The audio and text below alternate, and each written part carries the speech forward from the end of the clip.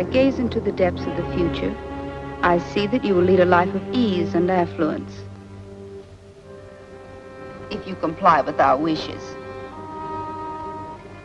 In other words, you want me to sell my country's military secrets to a foreign espionage ring. Like most criminals, you're clumsy and stupid.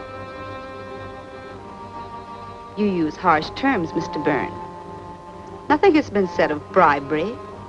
Your former connection with Henry Weston, the inventor, makes it possible for you to render us a slight service, for which we're willing to pay.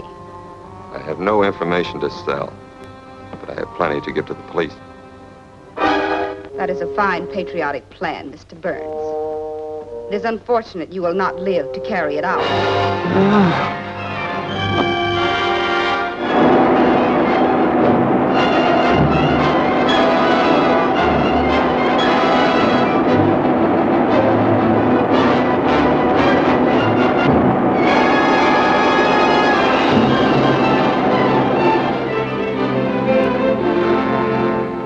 Death is the fourth in the series known as the Black Widow murders, because the poison used is similar to the venom of the well-known spider. The police just aren't getting anywhere. What's the Clarion doing about it? I've engaged Steve Colt. If anybody can solve the mystery, he can. Steve Colt, the mystery writer? Exactly. Colt is not only a well-known writer of mystery stories, but is also a student of criminology. His fiction detective, Rodman Crane, is one of the most able... Boy, Steve Colt and Rodman Crane know who done it before the story even starts. Yes. Stephen Colt to see Mr. Walker. Send him in.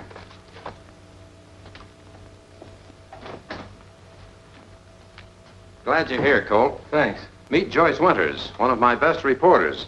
She's been covering the Black Widow murder mysteries. Hello, Miss Winters. How do you do? The chief expects great things of you. Joyce will be able to help you with your reports to the Clarion. My first story is going to be about Stephen Colt. You better keep my name out of it for the present. The important thing is that people are being killed. We've got to find out who's doing it and why. Did you get me that information we talked about? All I could get. Burns' landlady was the last one to see him alive. He left the house in a taxi.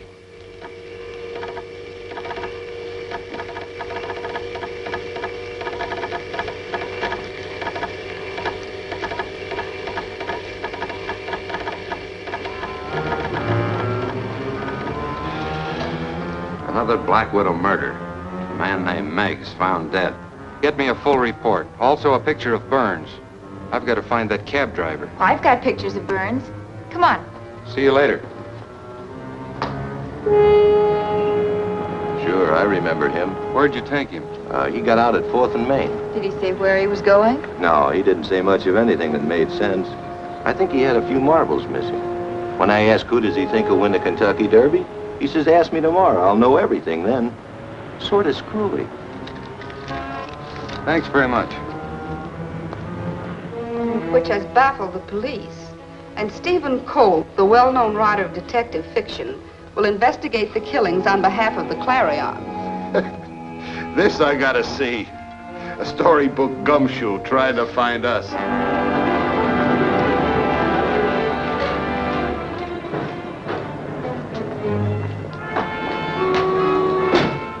Well, what would Detective Rodman Crane do now? Well, he'd probably show the picture of Burns to all the regular denizens in the neighborhood. Shoeshine artists, barbers.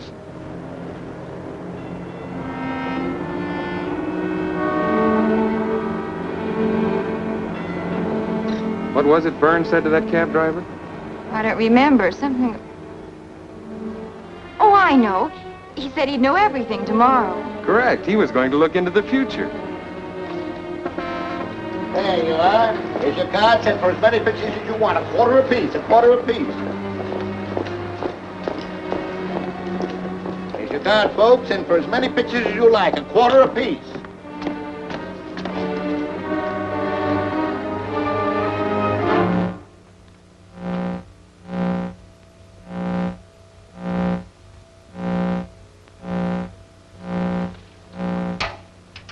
Yes, Blinky? There's a guy on the way upstairs with a cute cookie. Thank you, Blinky.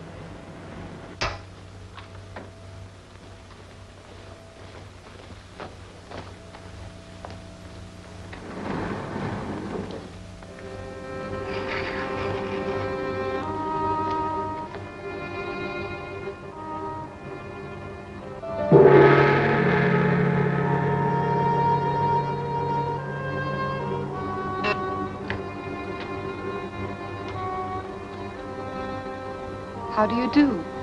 You come to Sombra to learn of the future? We're interested in the past, not the future. I'll handle this, Miss Winters. I was wondering if you've ever seen this man. I'm sorry, I do not recognize the gentleman. He might have been here, but so many come and go, both the living and the dead. I'm sorry. Thank you very much. You're very kind. I regret I cannot help you. Thank you. Bye. Goodbye.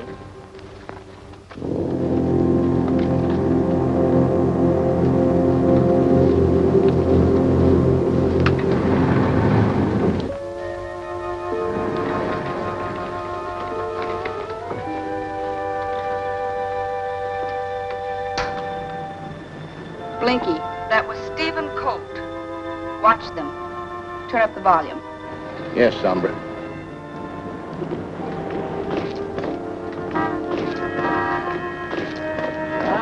Have a coddling? Hey, you take pictures here every day? I sure do. Ever take one of this man? I might have. I take pictures here of everybody. Never look at them, just snap the camera. Oh, by the way, I might as well get the one you took of us a few minutes ago. Have you still got the card? Why, sure.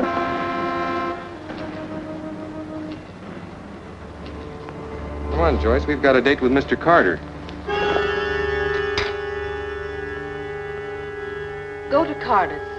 Get all of Blinky's film. This man Colt is dangerous.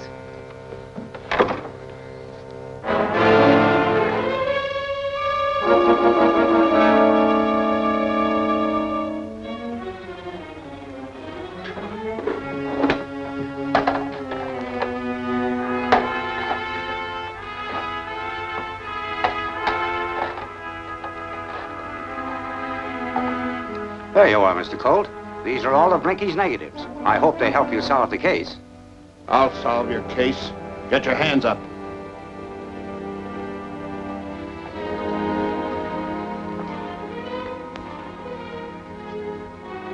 I'll take that film.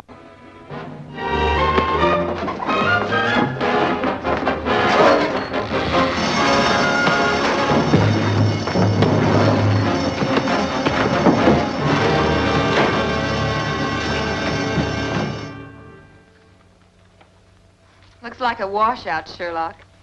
Wrong again, my dear Watson. Take a look at the men in the background shaking hands. That one on the right is Burns. You're right, Steve. It certainly is Burns. Wait a minute. How about the other man? Where's that clipping with Meg's picture?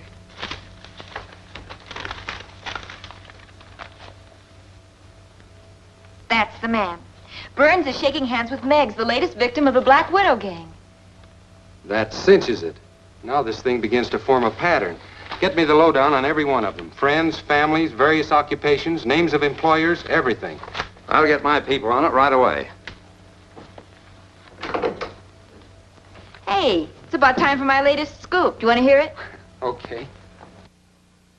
Which is the latest development on the Black Widow murders.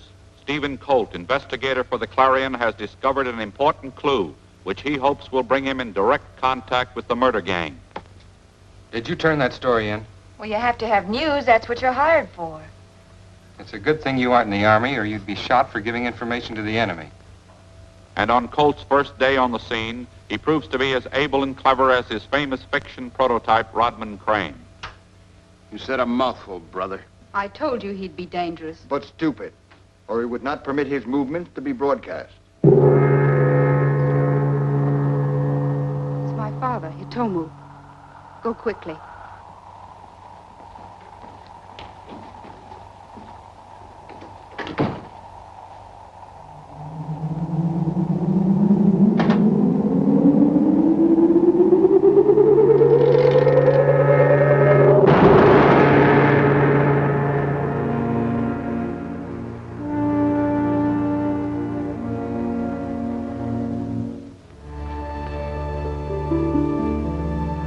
Welcome, Father.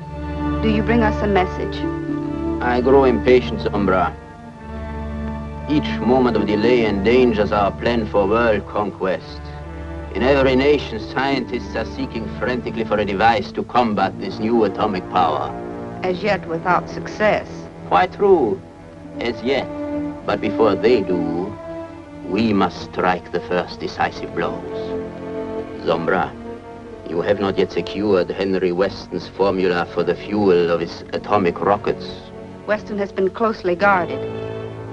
However, I have devised a plan which cannot fail to put it into my hands. Execute your plan at once. I shall wait for the report of your success.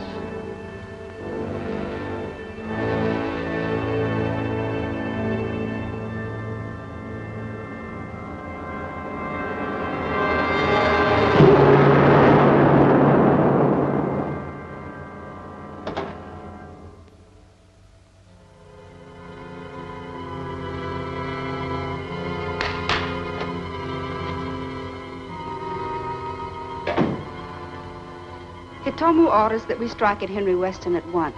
Is the mask of his secretary ready? Yes, madam. The mask and the wig. Get them.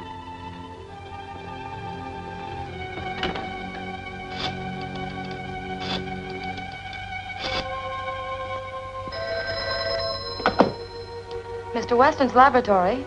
This is Western Union. We have a telegram from Miss Ruth Dayton. Oh, this is Ruth Dayton. Would you read it, please? Arriving Union Station, 2 o'clock. Meet me. Important. Signed, Aunt Nellie. Will you repeat it, please? Arriving Union Station, 2 o'clock. Meet me. Important. Signed, Aunt Nellie. Thank you.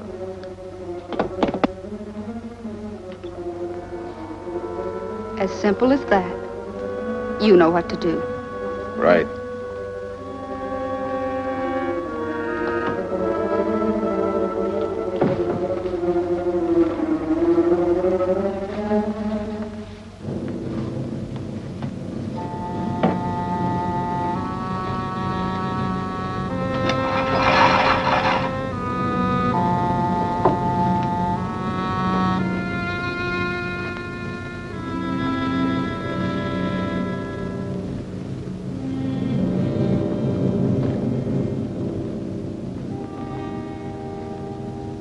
The mask and the wig, Madame Sombra.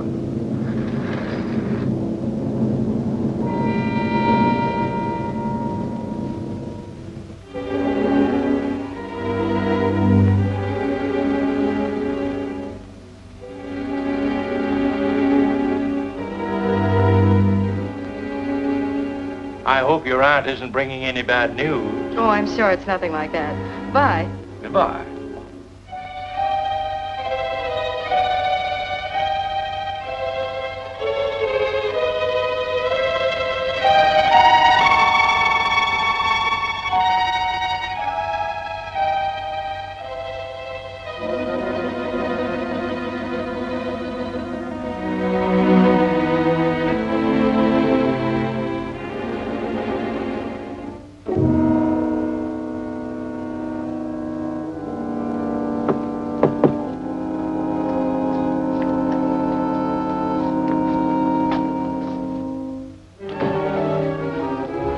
Scream all you want to now. No one will hear you.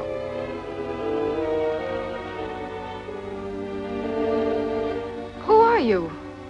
What is this place? As far as Mr. Weston is concerned, I'm his secretary, Ruth Dayton.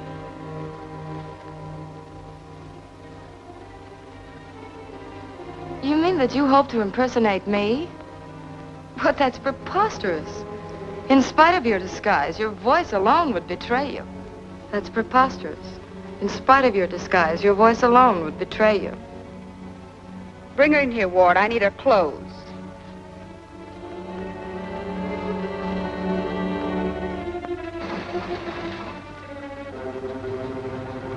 Well, that's the story. Michael Burns was formerly a guard at the first atomic bomb experiments in which Henry Weston participated. Milton Meggs, the cook, had once been employed by Weston. And Lana Larson had been his housekeeper.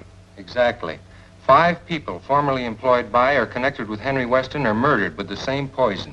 You still don't know why. You should read columns in the paper other than your own. Well, then we should go see Weston at once. Not we, I. And for heaven's sake, Walker, keep this out of the paper and off the radio. And keep her in your office.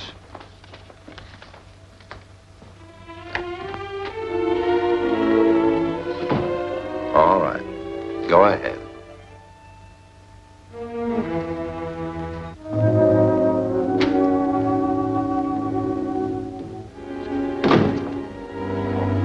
Ruth, no bad news from your aunt, I hope. Oh, no.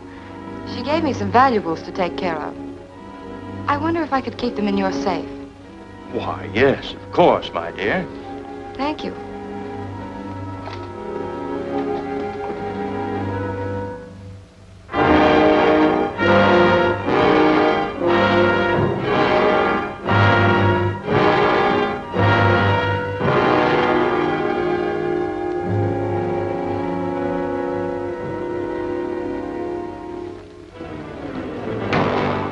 Get your hands up, Weston. Ruth, what's the meaning of this? We need your rocket fuel formula. Get over there.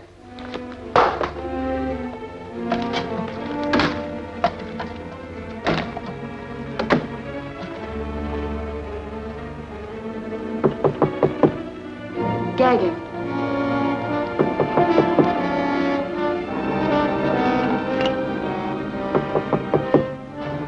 Put him behind that screen.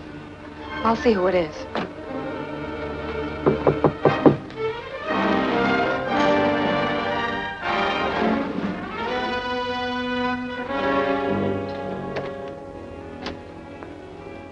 I'd like to see Mr. Weston.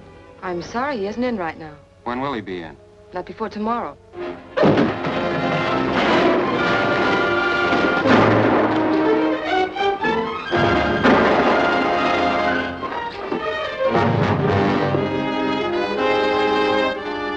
Stop that girl. She's got the formula for my rocket fuel.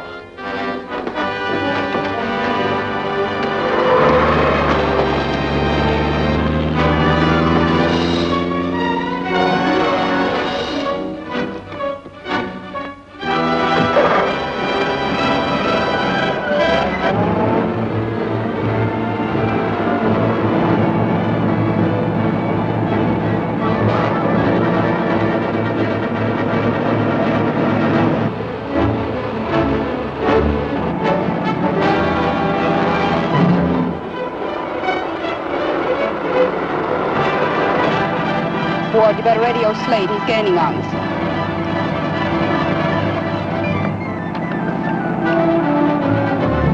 Ward calling Slade. Ward calling Slade.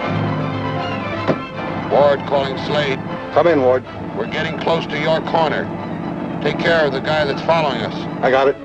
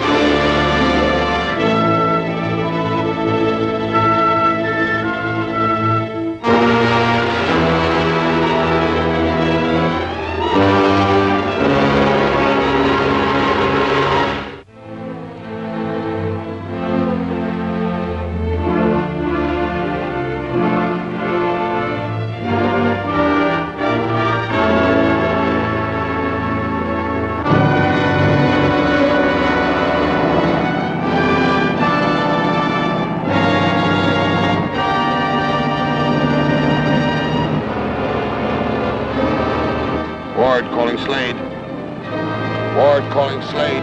Come in, Ward. We're getting close to your corner. Take care of the guy that's following us. I got it.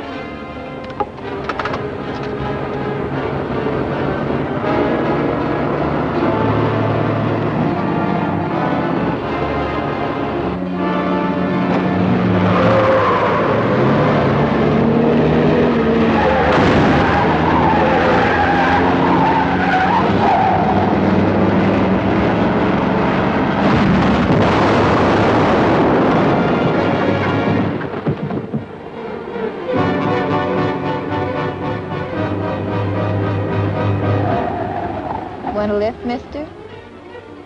Get over it. I'll drive. Don't argue.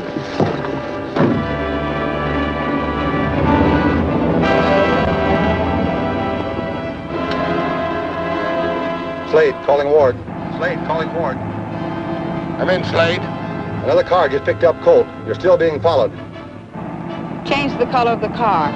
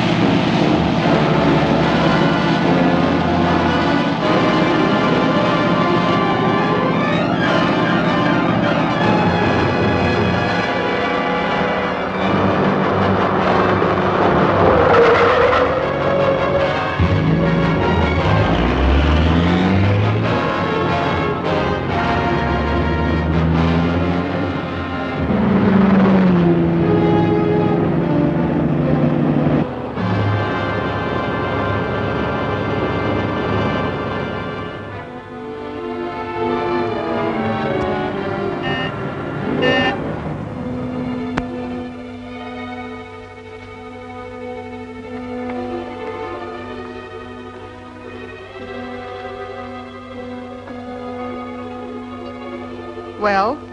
You were wise, madam, in not permitting Ward to open the tube.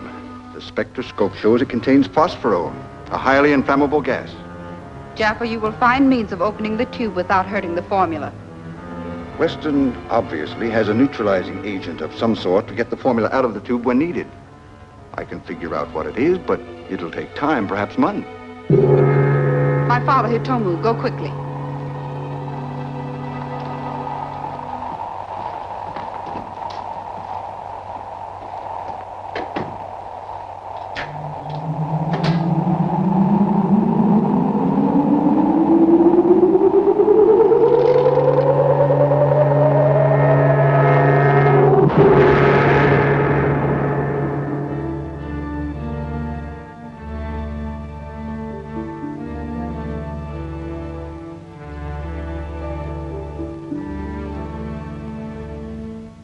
What is your will, Father? I've heard Jaffa's report on the formula. But my plan for world conquest by use of atomic rockets doesn't permit even 1 week's delay. The quartz tube has to be opened. Your orders, sire. Resume your impersonation of Ruth Dayton. Then use the vocatrobe. Force Weston to reveal the name of the gas which is needed to open the tube safely.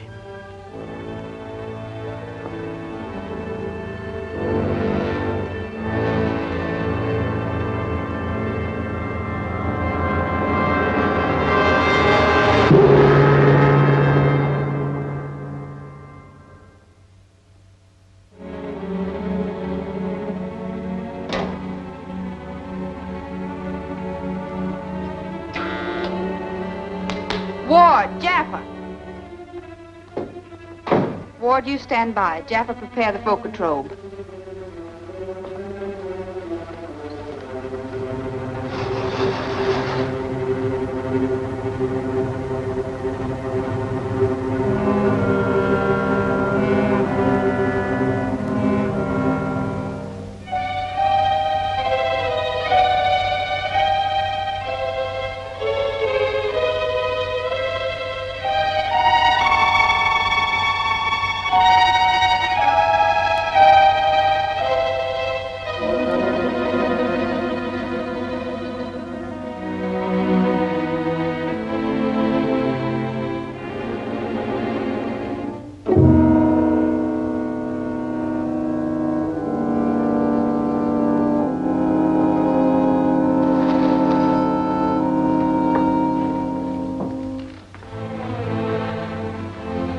moment, madam. One final adjustment. The Bocatrol.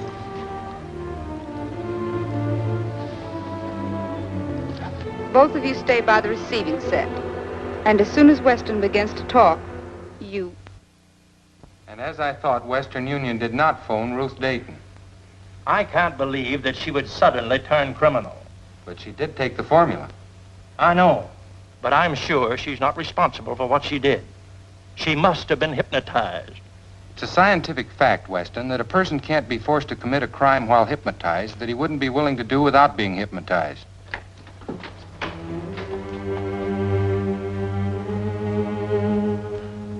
Why, Ruth, what's happened? I found her wandering around in the park. She insisted on coming here. Said she worked for you. She does. We'll take care of her. Thank you, officer. Can you tell us what happened, Miss Dayton? Well, when I left last night, 2 men forced me into an automobile. One of them held me, and the other one pressed a hypodermic into my arm. That's all I remember. You have no recollection of coming back here and robbing Mr. Weston's safe of the rocket fuel formula? Robbing? No, I don't remember anything. You were right, Weston. I'm convinced now she's been a victim of the gang. It was some form of a drug. Tell me, Miss Dayton, can you give us a description of the men who captured you? Well,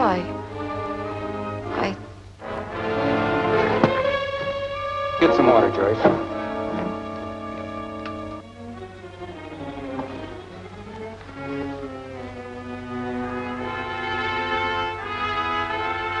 You'd better go home at once, young lady, and stay there until you're perfectly well. But I'm way behind on my work, Mr. Weston. Nonsense. Mr. Weston's right. You need a rest. I'll take you home in my car. No, just get me a taxi. All right, I'll take you to a taxi. Now, I'll give you a hand with her.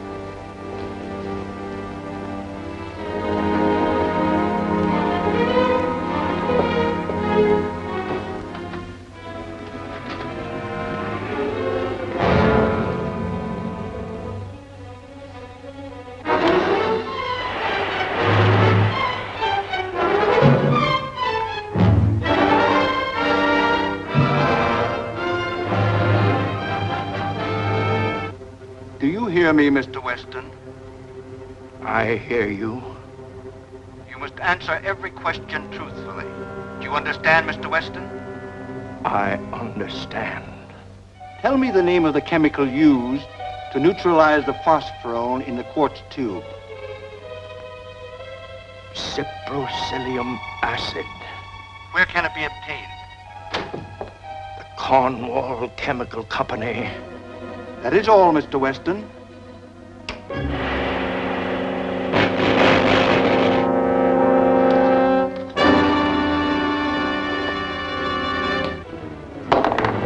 What happened, Weston?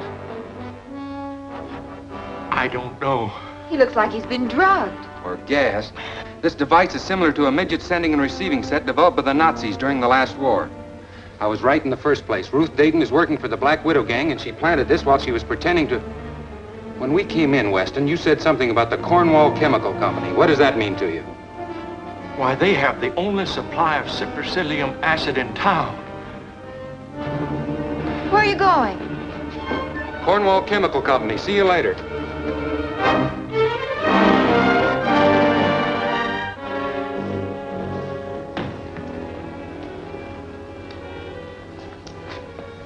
We're from Mr. Weston's office. He'd like a half a gallon of cyprocilium acid. Okay, but first put out that cigarette. That's what we got that sign for. I should have known better.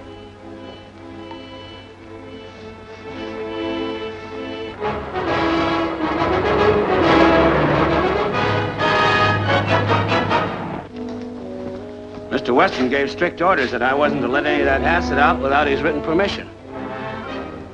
Yeah, sure. I got it.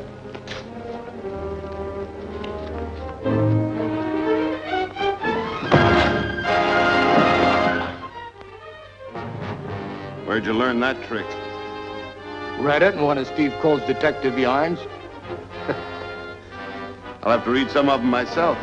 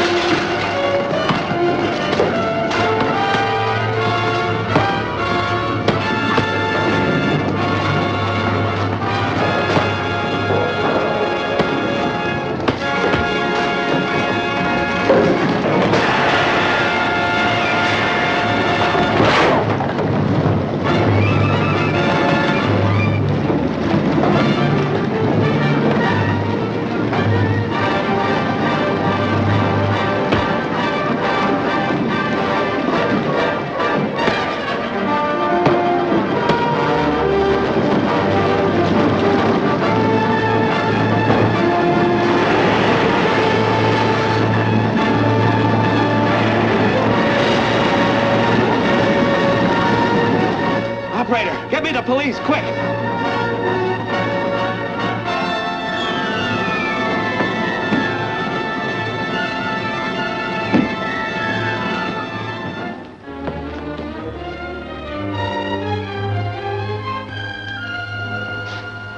What do you know about those mugs? I never saw them before in my life.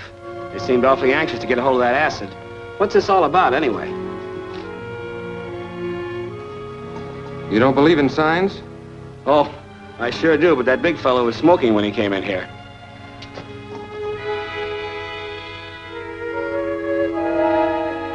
You got a classified phone book? Sure.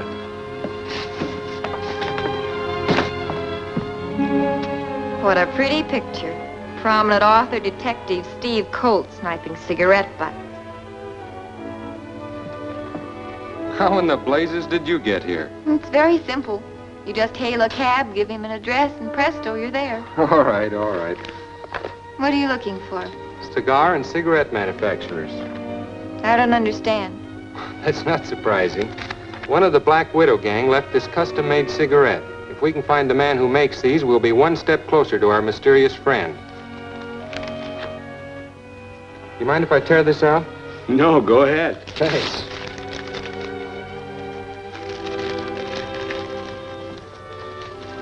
I'll see you at Walker's. Hey, wait for me.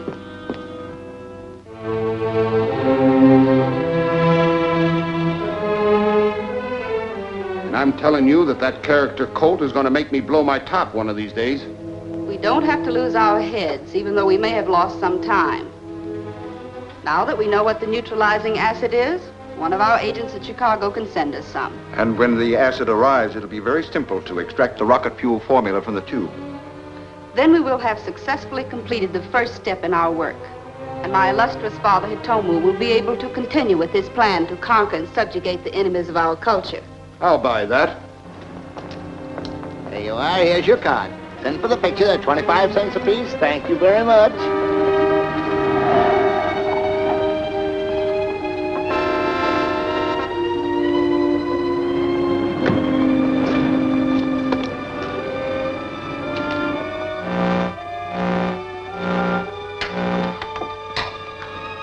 Yes, Blinky? Steve Colt just drove up.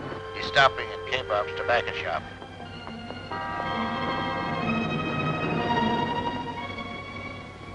K-Bob's? Yeah. Get close to them. Turn up the volume.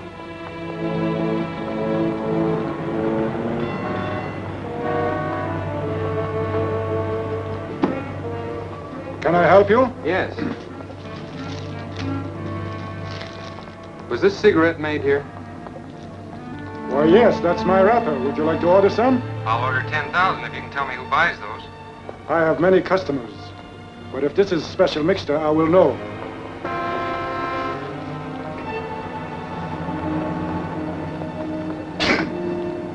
A thousand pardon.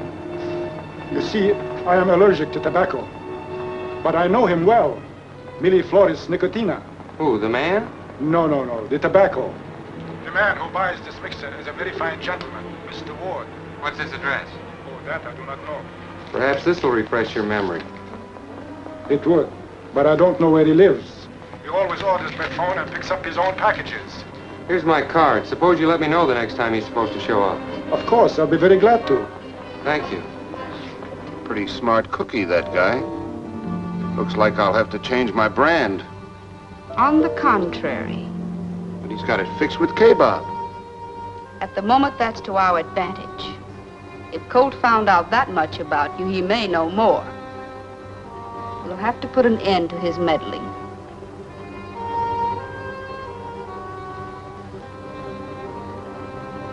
Now, here's what I have in mind. Jaffa will make a duplicate of the tube. And when Mr. Colt finds out that you...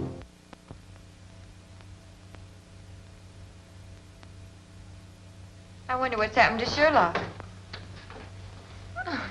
We were just talking about you. Well, what happened to you? I've been running down a lead to one of the Black Widow gang. You have? Yeah, a fellow by the name of Ward. So? I've got a cousin in Milwaukee by that name. Hello. Colt? Yes, he's here. Hello, Colt talking. Okay, Bob? Yes, go ahead. He'll be there at 3 to pick up some cigarettes? Thanks very much. That's what I've been waiting for. I'm going to meet Mr. Ward. And I've got a secret for you, editor. I don't think he's your cousin from Milwaukee. Hey, wait, I'm coming too. Snap it up. Excellent, Jaffa. I can hardly tell the difference myself. Thank you. This is the one.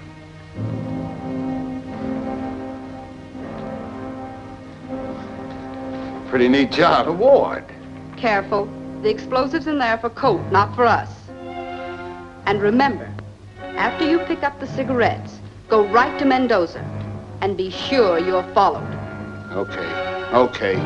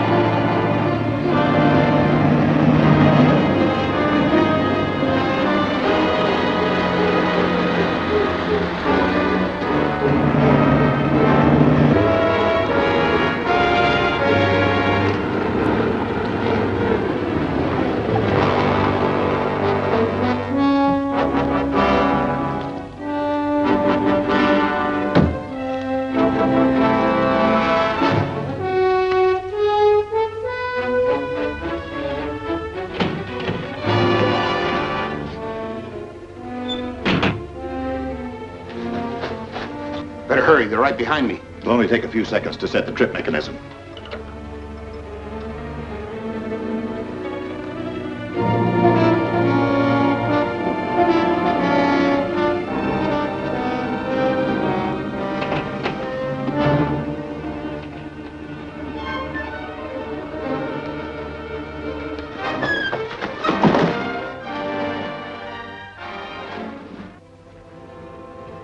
Well, the end of another wild goose chase. That must be another way out. Hey, Sherlock, take a look.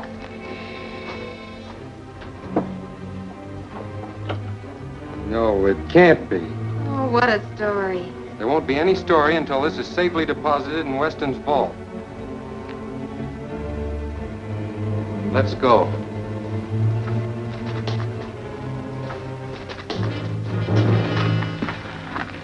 Get this to Weston's. I want to see what's behind that door.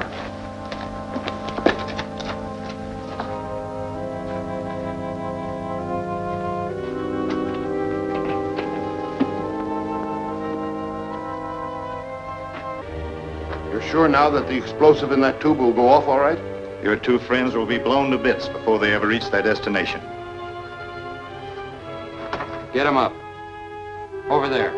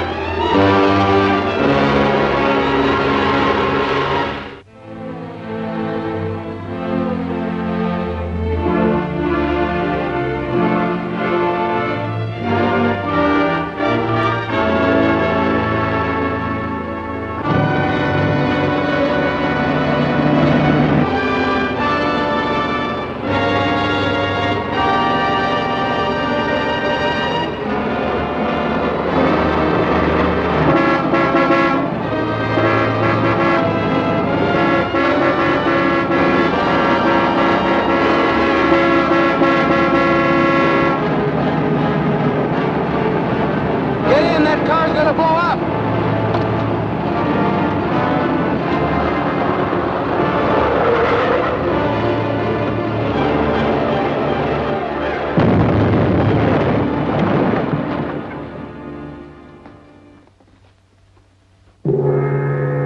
My father, Hitomu. Go quickly.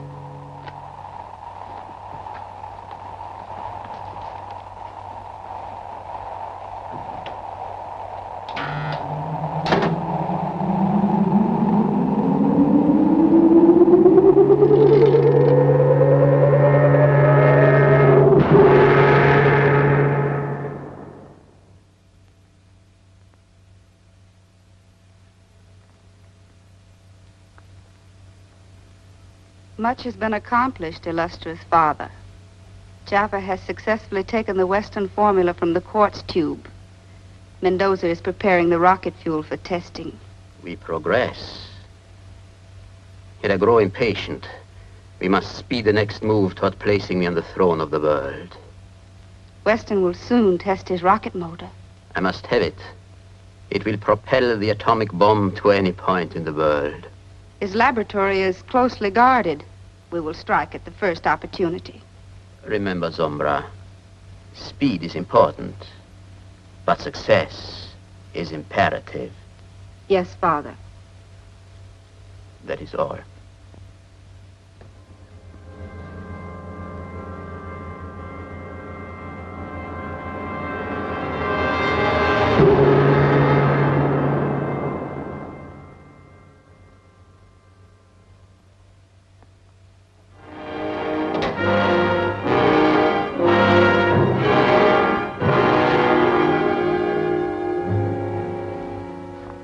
Are you sure your friend can be trusted? Absolutely. We flew together during the war. Well, you aren't writing a mystery. Give. A friend of mine, Andy Baldwin, bought a transport plane from the Army. Flies a freight service between Turner Field and Johnson City, just beyond the testing grounds. I've arranged to have him transport the motors for us in a non-stop flight. Sounds good. A decoy shipment will leave Weston's laboratory by truck under heavy guard an hour before we take off. And that's just 3 hours from now. I'll phone you as soon as we land. Good luck. I'll see you later. That sounds like a good idea, Steve. We'll be there before... Now, wait a minute. Andy runs a freight line. No passengers. Are you going? As co-pilot. Steve, I'll walk as far as the corner with you.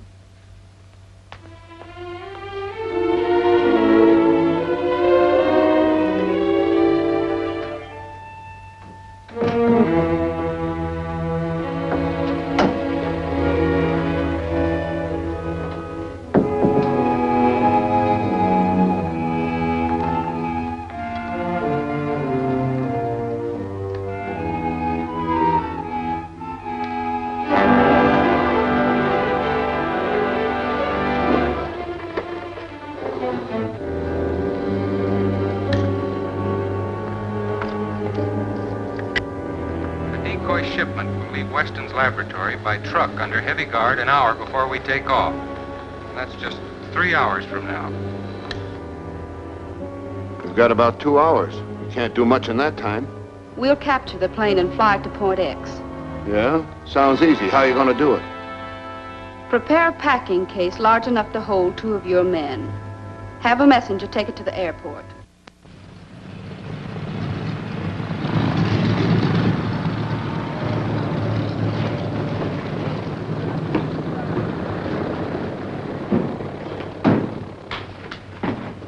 What do you want? Got a box in my truck for Steve Colt. I'm Steve Colt. Can you prove it? Why, sure. Why? What gives? Oh, I gotta make sure the box gets to the right guy, that's all. He's Colt, all right. Give it to him. Maybe, but Mr. Weston said to make sure. I ain't taking any chances. You got any papers on you? Oh, I think so.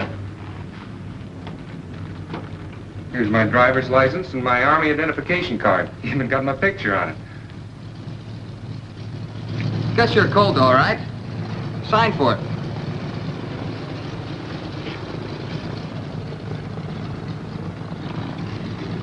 No offense, buddy, just have to be sure. Mr. Weston said to tell you to drop this box off at Bisbee, Arizona. It'll be needed later. Okay. I'll load it as soon as I get this unloaded. I'll need some help. Give him a hand, man. Okay.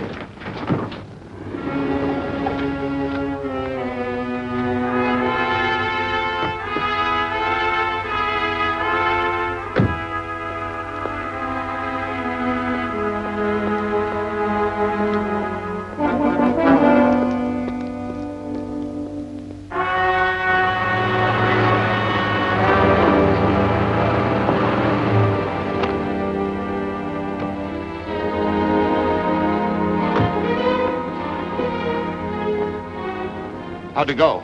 Colt fell for it like a ton of bricks. Swell. The rocket motors will be in our hands within an hour. See you later. Hey! Open that trunk.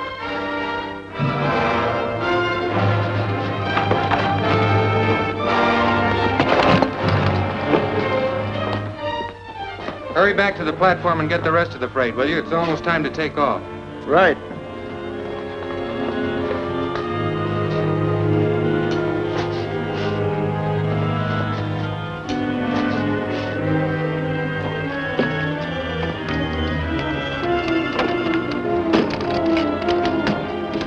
Get out of here.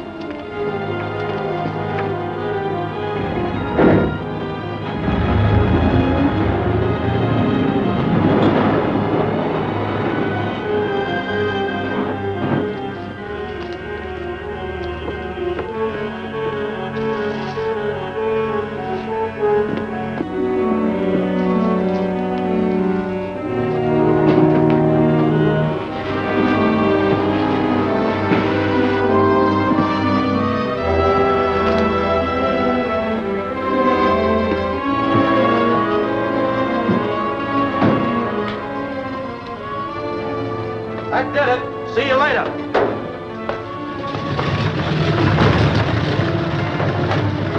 Good luck. Thanks.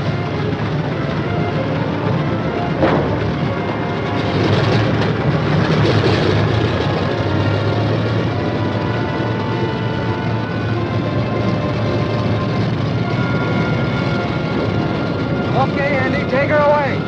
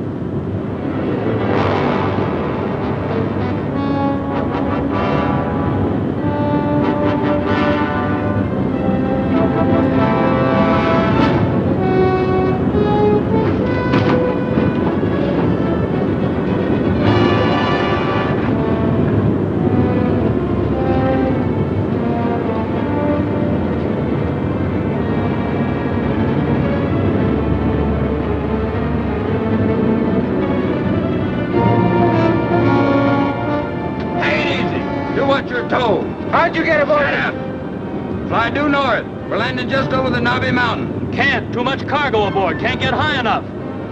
Aren't there any passes through there? Yes, but there's too big a load. We'll dump out the cargo, all except the rocket motors. Get back there and help.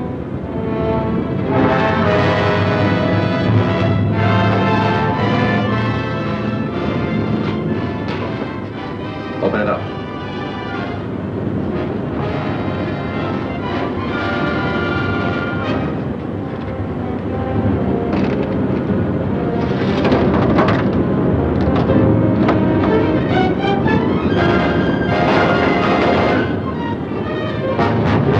Shove that stuff out.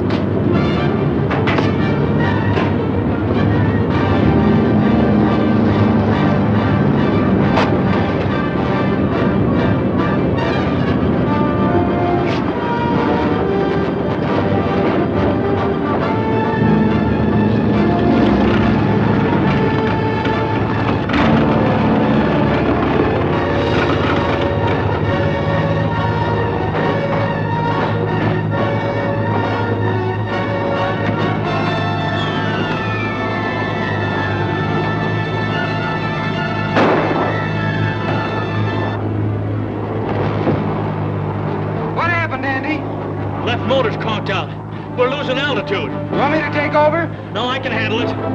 Try to hold your altitude. I'll unload all the cargo except the rocket motors.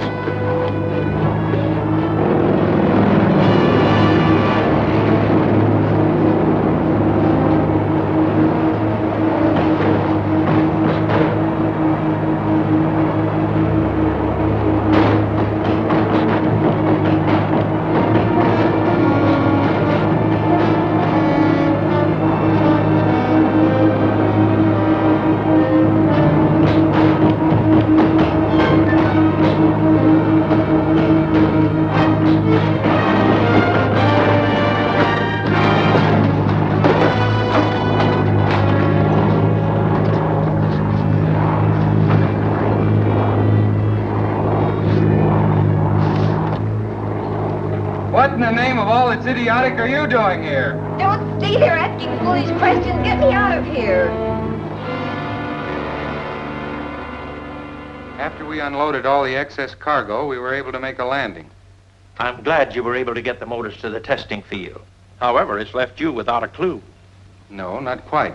They were trying to force Andy to fly the plane on a new course over the ridge. I've had aerial photographs taken of the whole territory. I can't see how that will help. I'm having a map made from which I hope to spot a secret landing field. They'll never shake Steve off the trail, Mr. Weston.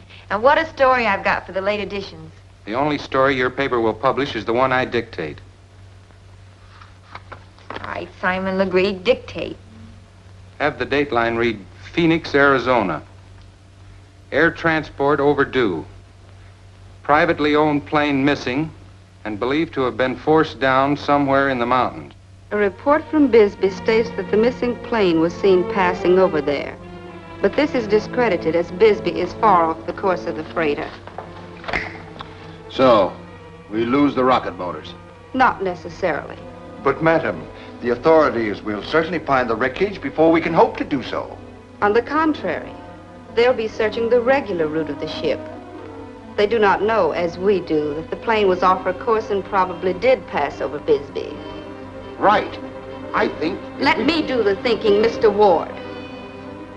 Get Den in his plane and locate that wreck. Report to me at the mine where Dr. Godfrey is preparing the rocket fuel.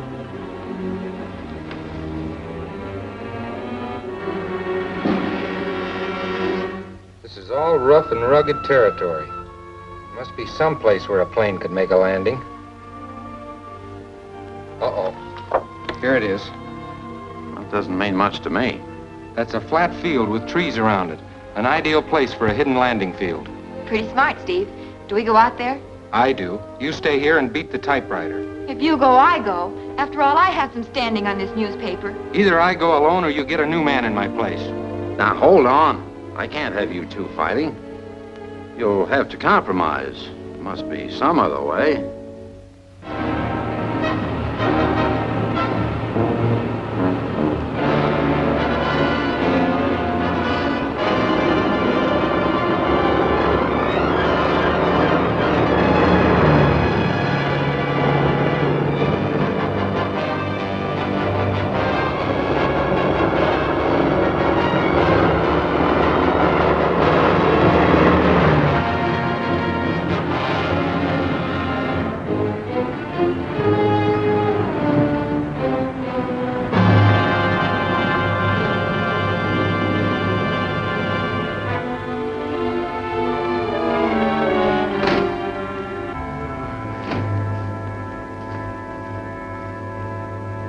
Keep back under the trees.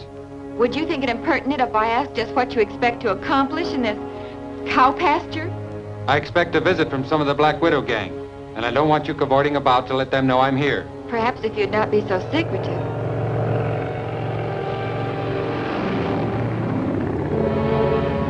All right, I'll be the ghost. What's the answer? This the payoff on that newspaper story you had printed. And that should be some of the Black Widow gang looking for a wrecked freighter.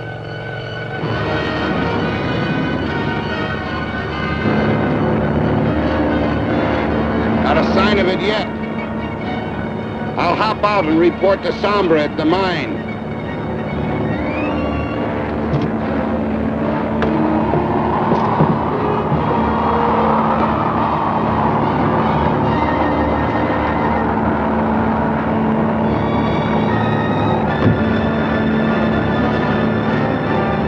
bailed out. Uh-huh. And that's a break. Now we can follow him and maybe to the Black Widow herself.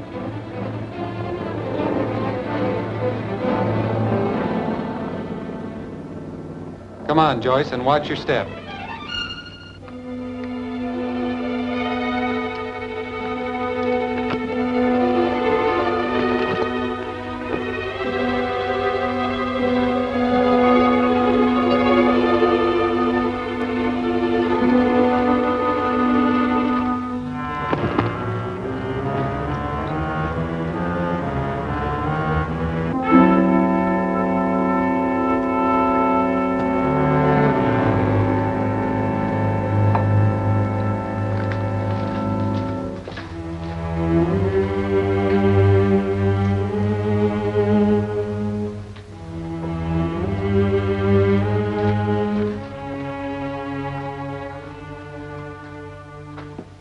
These two liquids, when combined, will give us a rocket fuel perfected by Professor Weston.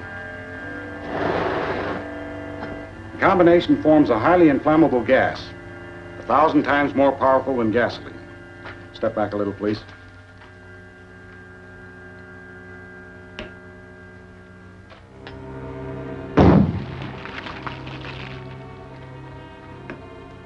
You have done well, Godfrey.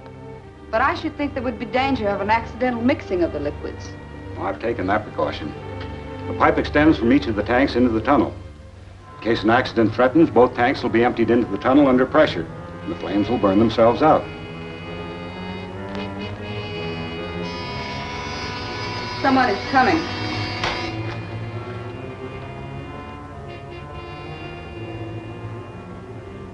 It's Ward coming to report on his search for the rocket motors. Open the door.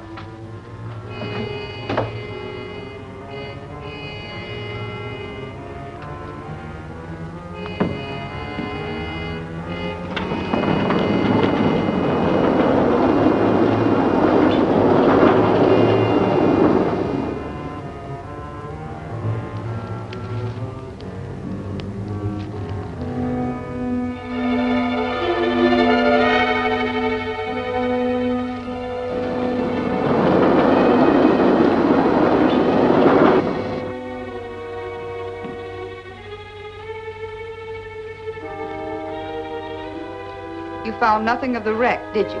Not a trace. But how could you know? Because there is no wreck. We've been tricked. But the newspaper said the plane was reported flying over Bisbee. The Daily Clarion is the only paper that carried that story. Steve Colt works for the Clarion. But he couldn't trace us here. I'm not too sure about that.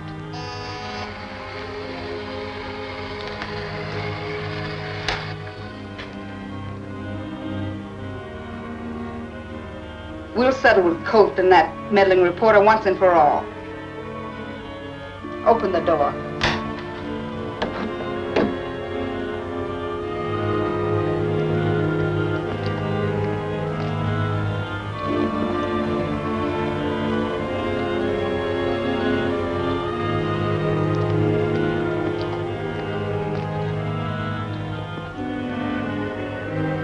Conceal yourselves until they get well into the room. Don't fire till I give the word.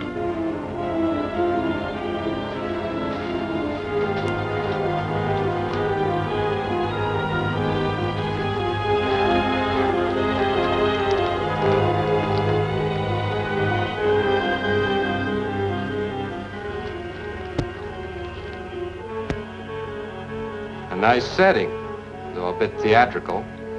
The Black Widow, huh? Clever of you to deduce that.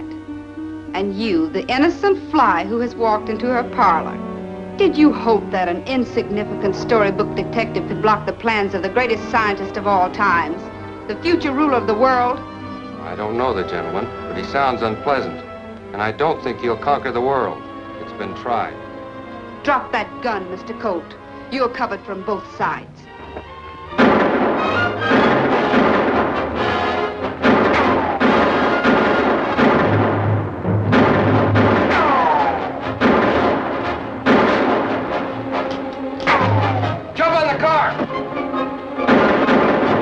Wait, open the tanks and we'll cremate them.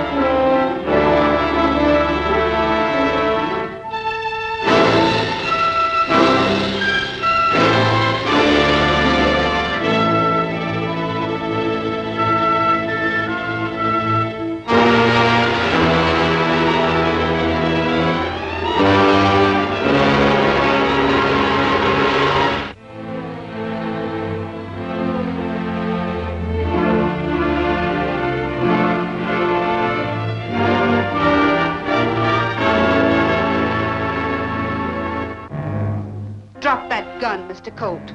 You're covered from both sides.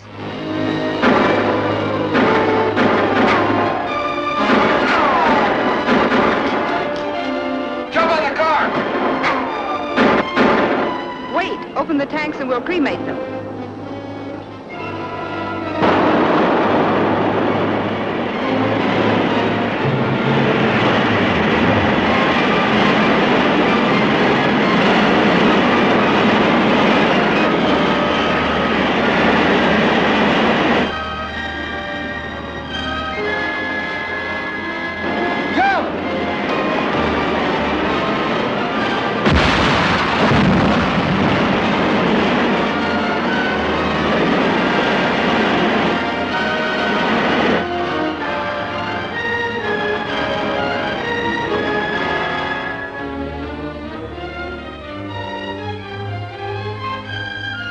When the police got there, they found the mine hideout had been completely destroyed.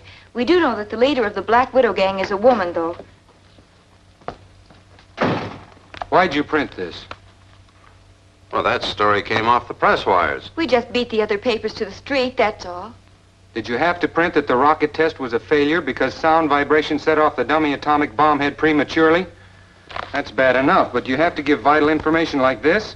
Professor Weston announces that he and Dr. Ann Curry of the Scientific Research Institute have perfected the cyanotrone, which will counteract the sound waves created by the rocket motor. They will demonstrate it for the press this afternoon at 4:30 in Professor Weston's laboratory. This is our opportunity to get the atomic rocket and the cyanotrone at the same time. How? Weston's lab is always guarded. Hitomu, my father, is coming. He will have the answer.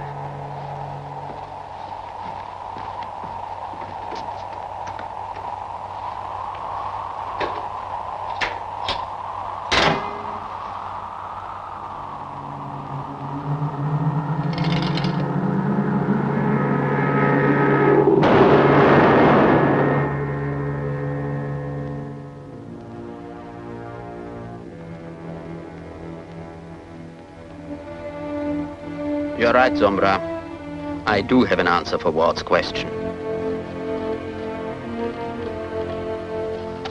You will be present at the demonstration to learn how the cyanotrone operates.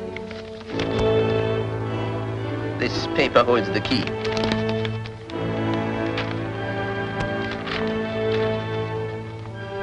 Have Jaffe form a mask in the likeness of Dr. Ann Curry, and then have Ward take his men and... I'm sorry, Miss Winters, but I'm not giving any information until the demonstration at 4:30 this afternoon. But I was hoping to make the late edition with your story about the cyanotrone in operation. Dr. Curry is absolutely right. All the press should have an equal chance at the demonstration.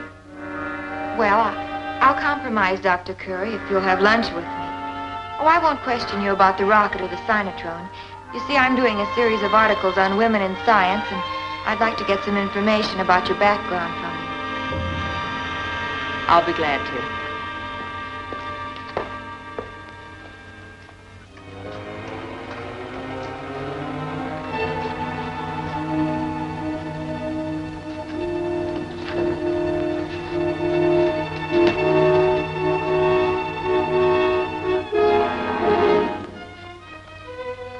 Why have you brought me here? And what have you done with Joyce Winters? Joyce Winters? Yes. You see, she was with Dr. Curry, and I had to snatch her, too. I sent her over to Link's place until you decide what to do with her.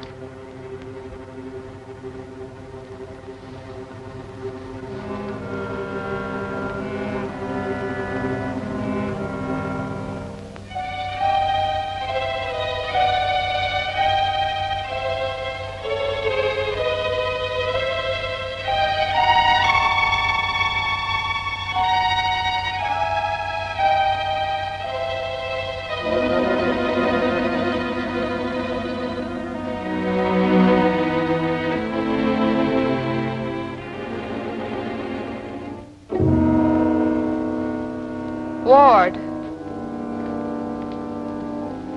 Get a truck and be at Weston's lab at 4:30. What about that newspaper woman? We'll take care of her later. In the meantime, she's safe at Link's apartment.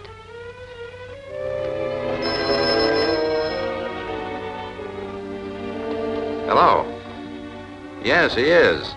Steve, this is for you.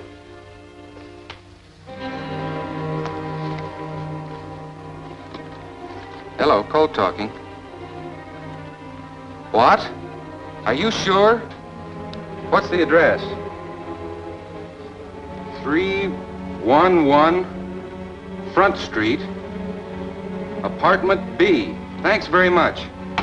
The phone company received a code message for me from Mason 6753. It was from Joyce saying she was being held there. We better call the police. No, it might be a trick. Besides, if Joyce is a prisoner and the police show up, the gang might kill her. I'd better go alone.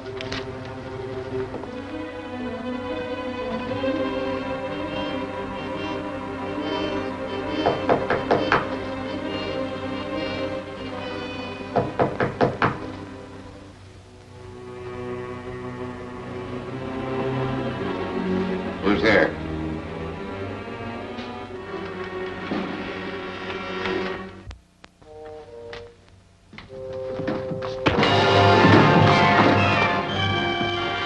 Glad to see you. How'd you get here? Well, I was taking Dr. Curry at lunch when Ward and this man grabbed us. He brought me here, and Ward took Dr. Curry, I don't know where. Dr. Curry? That means they're after the atomic rocket and the cynotrone. The demonstration's at 4:30. We better get to Weston's at once.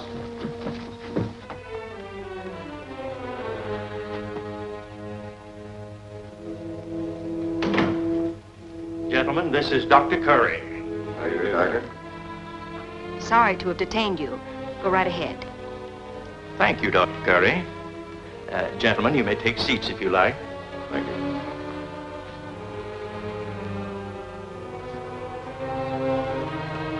Gentlemen, the purpose of this demonstration is to show how the premature explosion of atomic rockets will be prevented. Sound vibration created by the rocket was responsible for the explosion in our previous experiment. But how is it possible for sound to explode the rocket? I will demonstrate with the cynotrone the destructive power of sound vibration.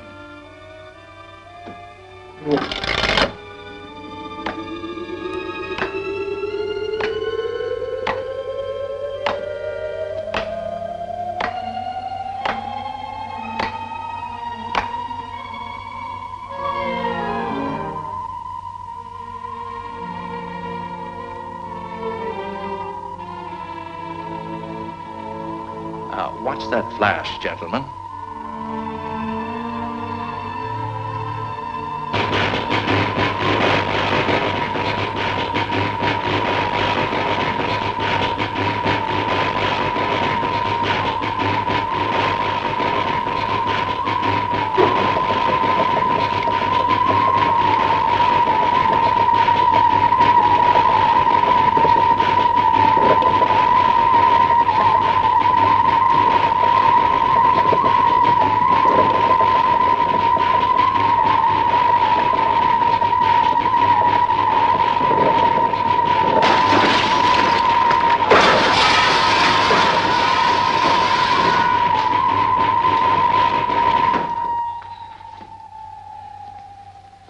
Professor, it looks like we witnessed more of a demonstration than you had intended to provide. True, but that too testifies to the soundness of my theory. Amazing. A most interesting demonstration. Good stuff. This will make quite a story. I'm sold. Thank you and goodbye, gentlemen. Thank you, Professor. Bye, Doctor. Goodbye. Bye, Doctor.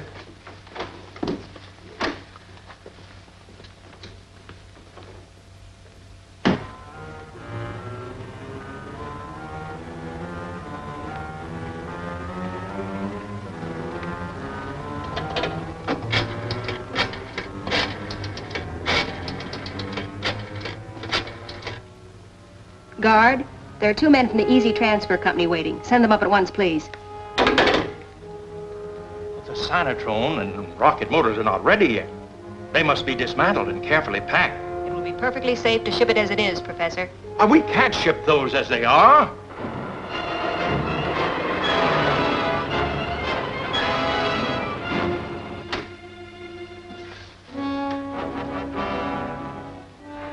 Where's the pickup? I positively refuse to allow you to move this equipment. Now, Professor. Take the rocket to the truck.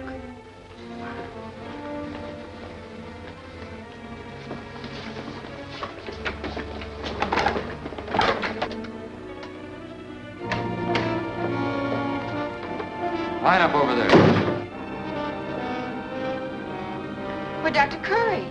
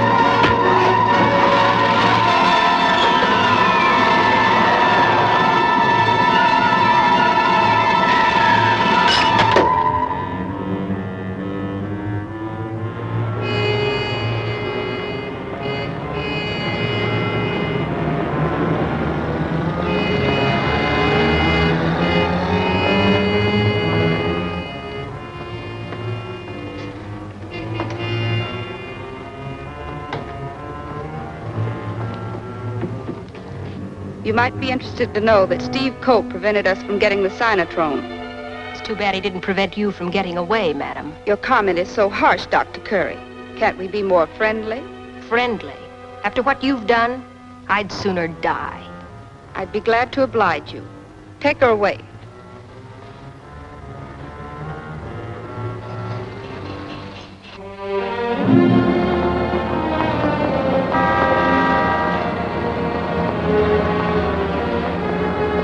The Black Widow, mysterious murder has again struck a terroristic blow. The latest victim in this series of outrageous murders is Dr. Ann Curry, noted physicist. And so they killed Dr. Curry. Same old story. The only difference is the victim's name. And Steve still hasn't got a single clue that could be used to run That's down... not quite right, Walker.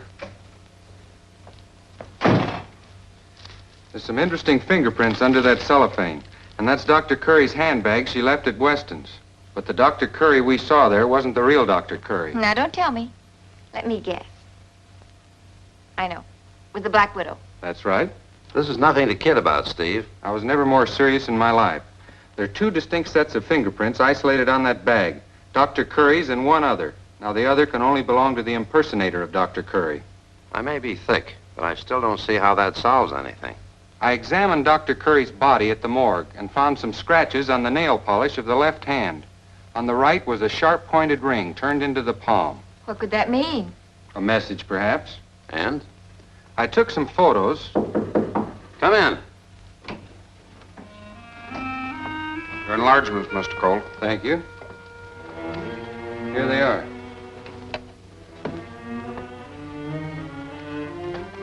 You see the letters M-Y-S-T? Mm-hmm. Yes. And do you see the particles of polish stuck to the ring? No doubt. Dr. Curry was trying to convey some sort of message. But what could it mean? It's only part of a word. M-Y-S-T. Mysterious, mystify. Now, if you only had a crystal ball, you might be... Wait a minute. You've got something there. Crystal ball. Mystic. Get it? Dr. Curry was trying to tell us that the Black Widow was a mystic or fortune teller. Sounds logical. Now, if we can find a fortune teller's fingerprints that match the unidentified set on this bag, we've got the Black Widow. That's a big chunk of work. There's at least 100 of them in the city. Well, we'll take care of that. Now, listen, Joyce. Have 100 glossy prints run off of this immediately. In the meantime, I'll get a list of fortune tellers, and then we can...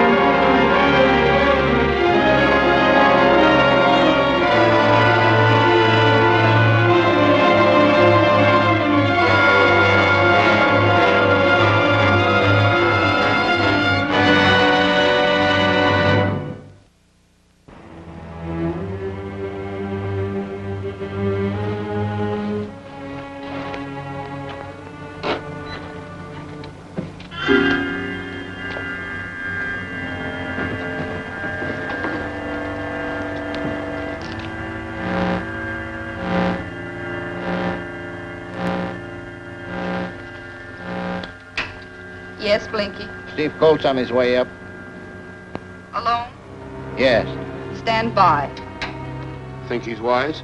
I'm supposed to be a fortune teller, not a mind reader.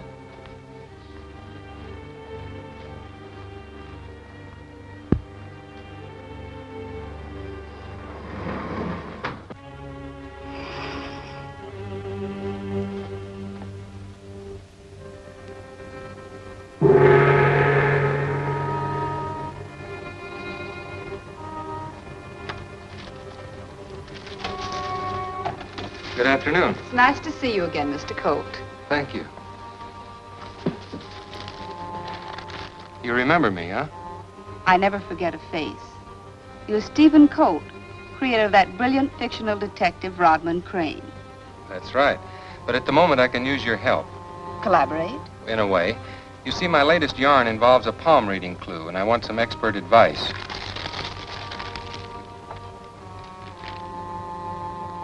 You know this person? Yes. Then you can check my reading. Very clever. This palm indicates a woman. Strong character. Perhaps a teacher or some professional. Pretty good so far. This line indicates successful achievement. The lifeline suggests a ripe old age. You've helped me greatly. Oh, no. But perhaps you can send me an autographed copy of the book. It'll be a pleasure. And I won't forget to inscribe it to Madame Sombra.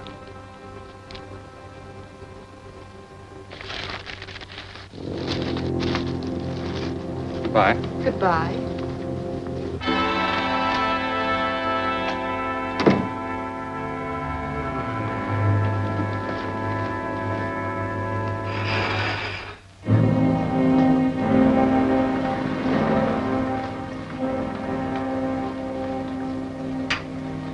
Blinky, Colt just left here. Watch him. Okay.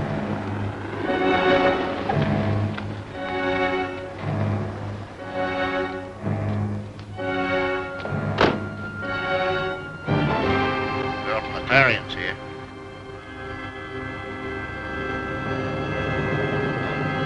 She's meeting Colt. Get close. Turn up the volume. I thought I'd catch up with you here. I'm all through my list. Good. I've only got a few left. Suppose you get the expert started on all we have. Trying to ditch me? Wrong again, Featherbrain. I want you to help me check the results against Dr. Curry's handbag. My apologies, Sherlock. Where do we meet? Walker's office tonight. See you there. All right. So that was his game. To get my fingerprints on that photo. What for? To check against the fingerprints on Dr. Curry's handbag. Which is evidence enough to swear out a warrant for your arrest. If it isn't destroyed. You will get Hodges immediately. And tonight, while they're at the Clarion office, here is what you have to do.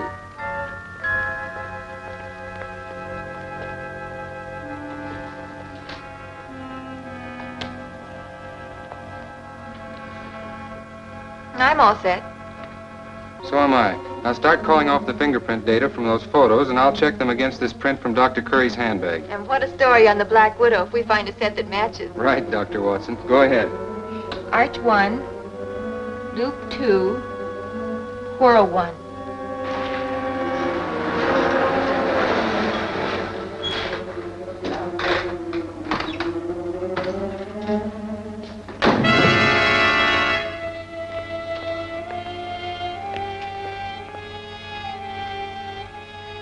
Next.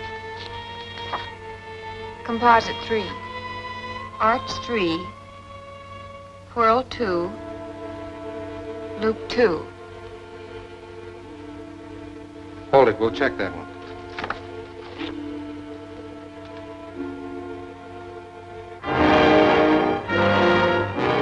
Get him up.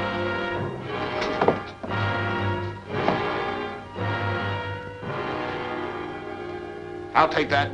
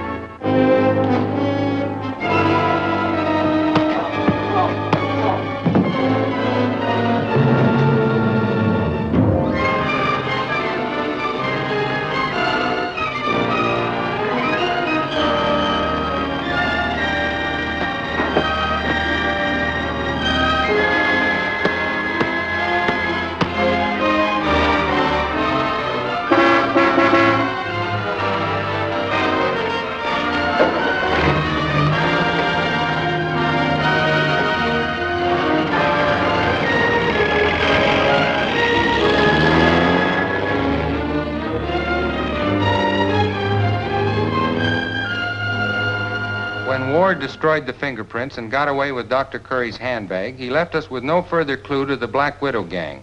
All we know is that the leader is definitely a foreigner, presumably an Asiatic, certainly a woman. An ingenuous woman, as deadly as the name implies. The government wants me to continue my work on the cyanotrone and rocket motors. But not in your laboratory, Mr. Weston. Because of security? That's right. The Black Widow wants your motor and cyanotrone, and she'll try to get them as soon as she can. Can you suggest a place? Yes, a good one. And you can stay there till your work's completed. After all, Weston, the Black Widow can't move against you if she can't find you.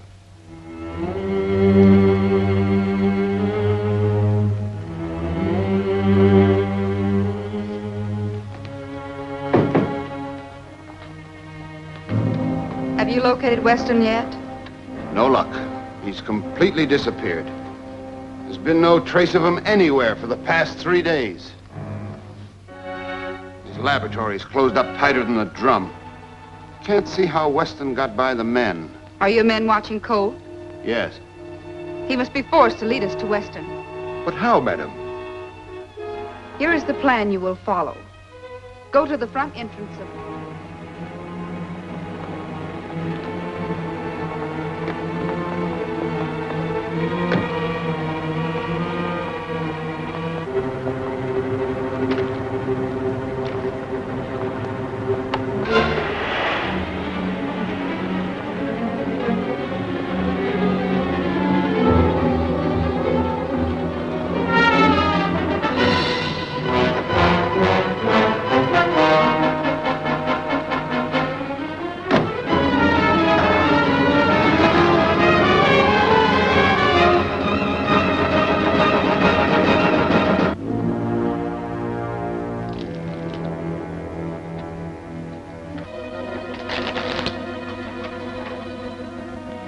My deal.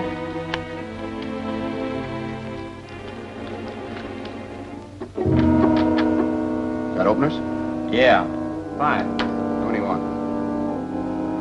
3. You opened. Make it 10. I'll call. 2 pair. Not good enough. 3 of a kind. Your deal.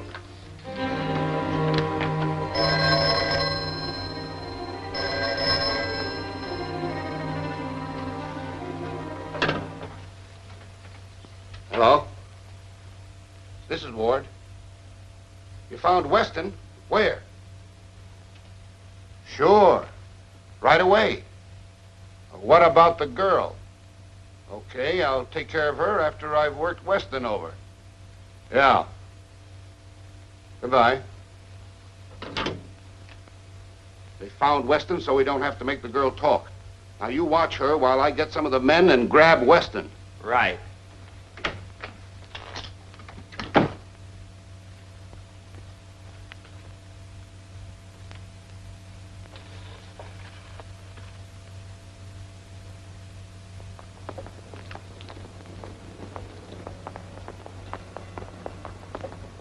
I heard Ward say they'd found Weston, and then Ward left, and I slipped out the window and got away.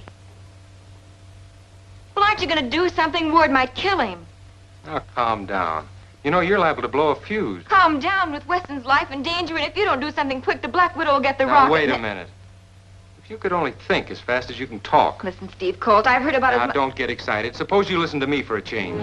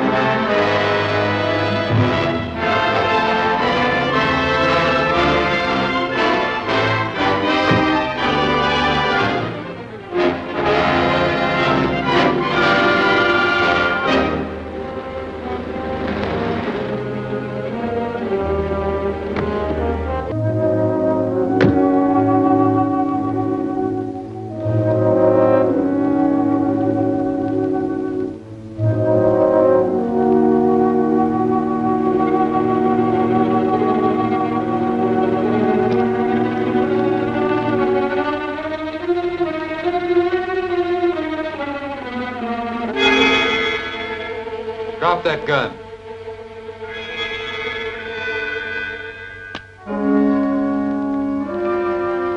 I didn't fall for that phony escape, Ward, and besides, I knew no one could find Weston.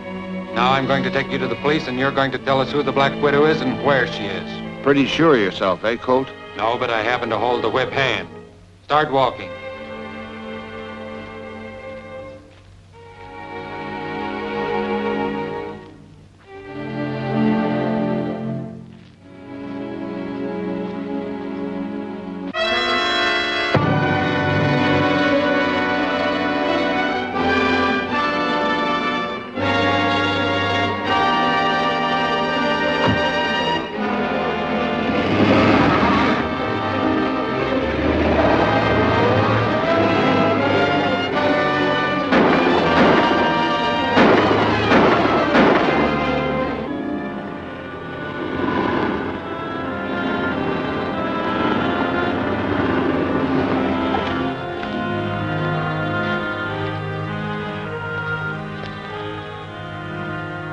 That Ward packs, I mean wallop. It was your idea. That fast backhand wasn't. Move over. What is this thing? It's a receiver that picks up an oscillation tone signal. It works. Naturally. And the oscillator I planted in that other car will lead us to wherever Ward drives. And it's my guess it'll be to the Black Widow.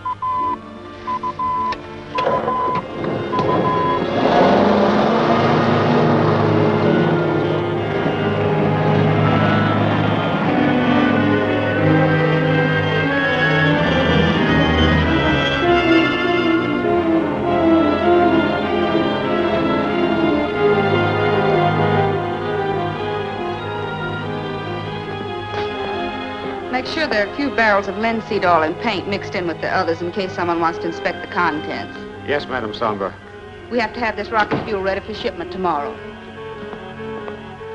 Colt didn't fall for the gag. He tried to grab me.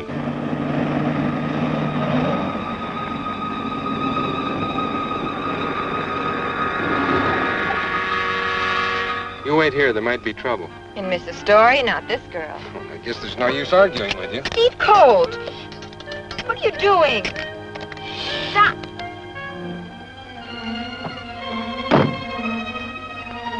Steve Colt, you come back here! And so I grabbed his car and left him there to hike back to town. And we still don't know where Weston's hiding. And what's more, you won't.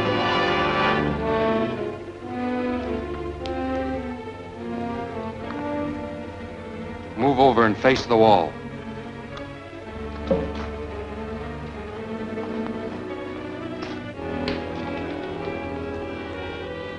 You too. Mr. Colt would not shoot a woman.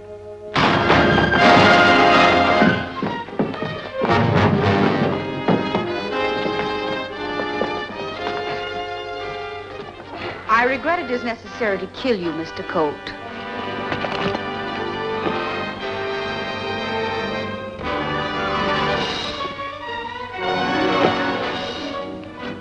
Now, Mr. Colt, you can face the wall.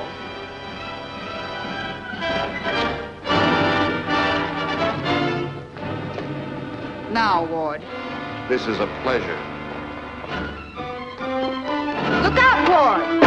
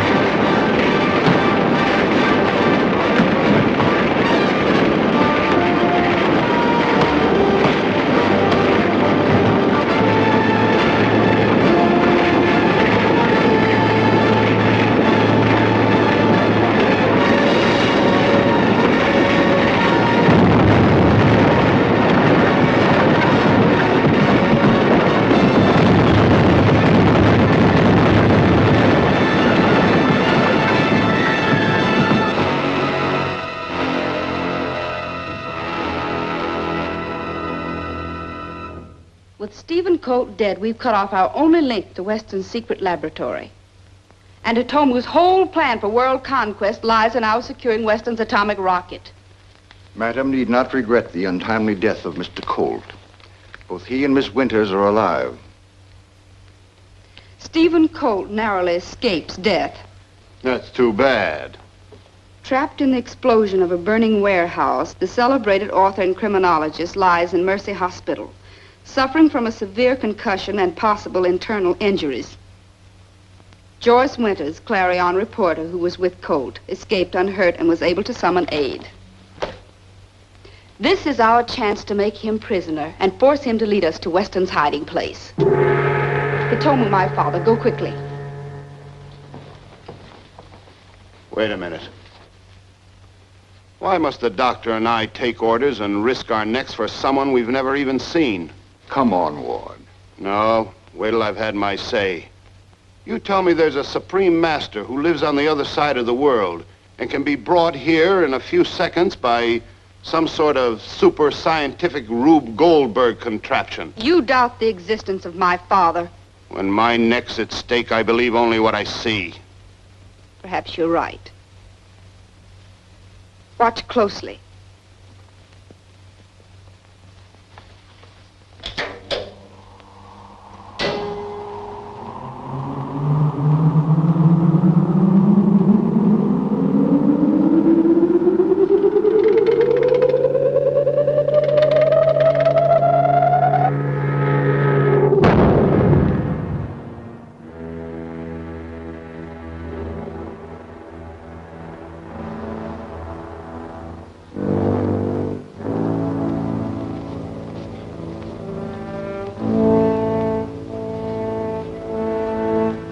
Welcome to our council, Father. Gentlemen, this is your supreme leader, Hitomu. Pleased to meet you. Ward's my name. I am aware of your identity, and I am disappointed in the results you have achieved. There are delays. The fate of my world empire hangs in the balance. They have done everything possible to carry out your plans. But as you know, Stephen Colt has proved to be an unexpectedly dangerous enemy. He has the instinct and tenacity of a bloodhound in picking up and following a trail. If their work were done well, there would be no trail to follow. Colt is only human. But with the superhuman ability to anticipate my moves and plan a counterattack. You make him sound improbable. He is improbable. Let me review the facts. The project for securing the rocket fuel required that Ruth Dayton, Weston's secretary, be taken prisoner, and that I disguise myself.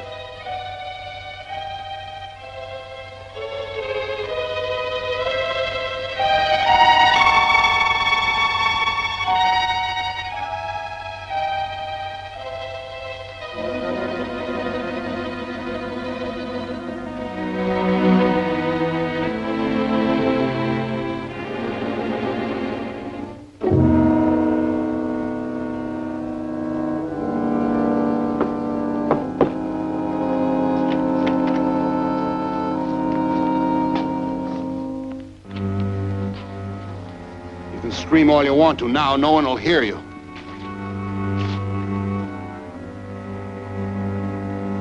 Who are you? What is this place? As far as Mr. Weston is concerned, I'm his secretary, Ruth Dayton.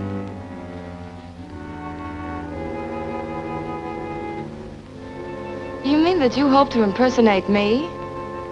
But that's preposterous. In spite of your disguise, your voice alone would betray you. That's preposterous. In spite of your disguise, your voice alone would betray you. Bring her in here, Ward. I need her clothes.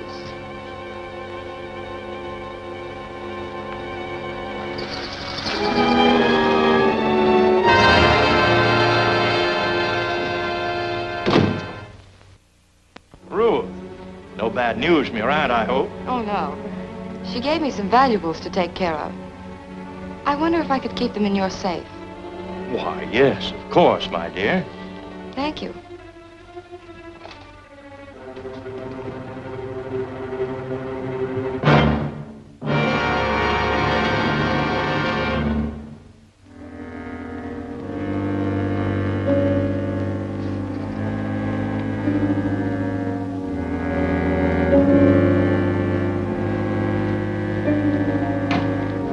Get your hands up, Weston. Ruth, what's the meaning of this? We need your rocket fuel formula. Get over there.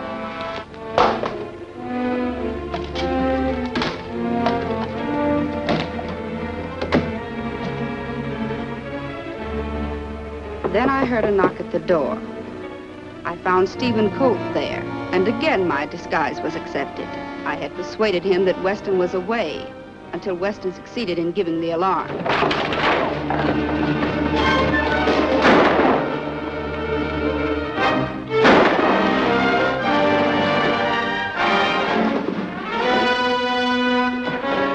Stop that girl. She's got the formula for my rocket fuel.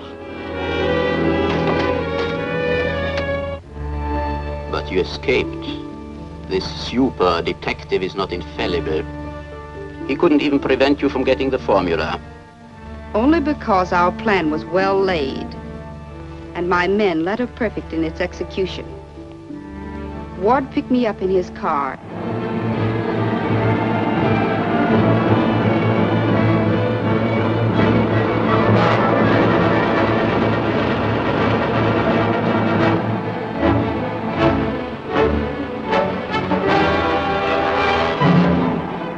Ward, you better radio Slade. He's gaining on us.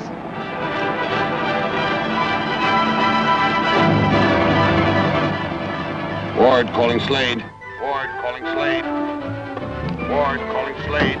Ward calling Slade. Come in, Ward. We're getting close to your corner. Take care of the guy that's following us. I got it.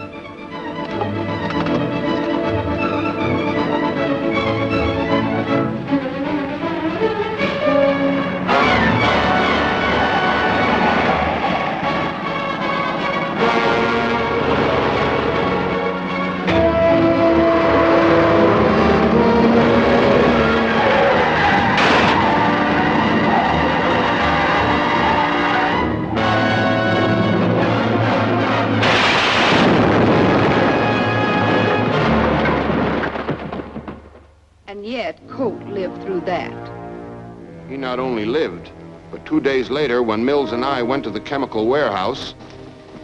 Mr. Weston gave strict orders that I wasn't to let any of that acid out without his written permission. Yeah, sure. I got it.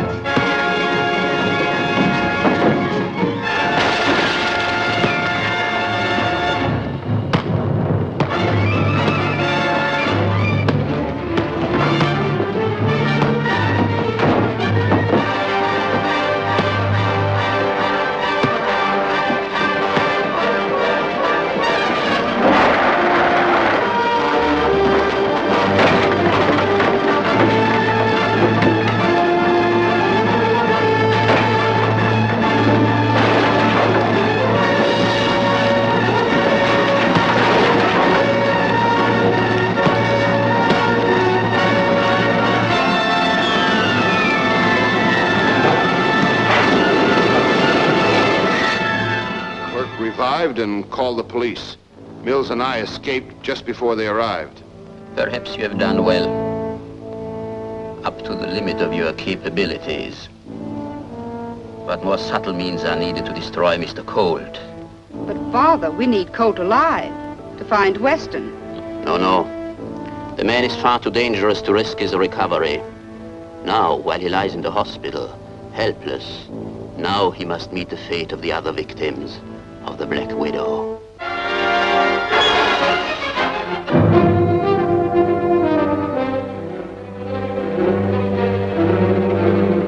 How is he, Doctor? Doing as well as could be expected. He needs rest and absolute quiet. Miss McIntyre wanted in the diet kitchen.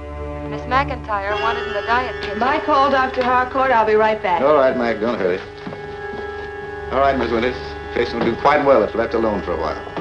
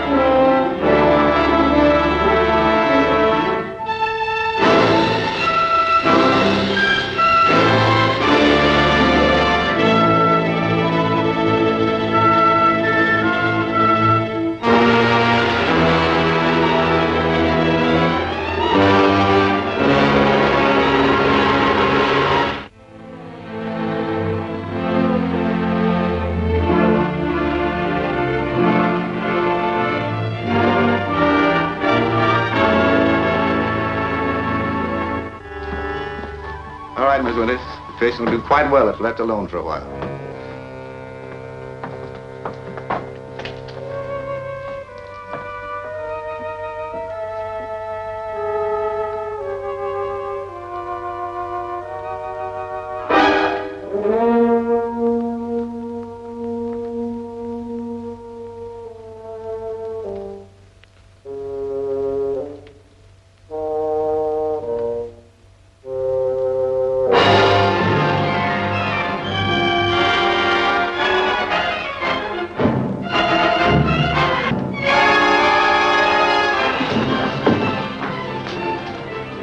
Well, your plan worked, but who is she?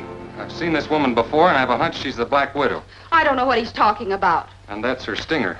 Steve, you should take chances. Have that analyzed while we take her down and have her booked.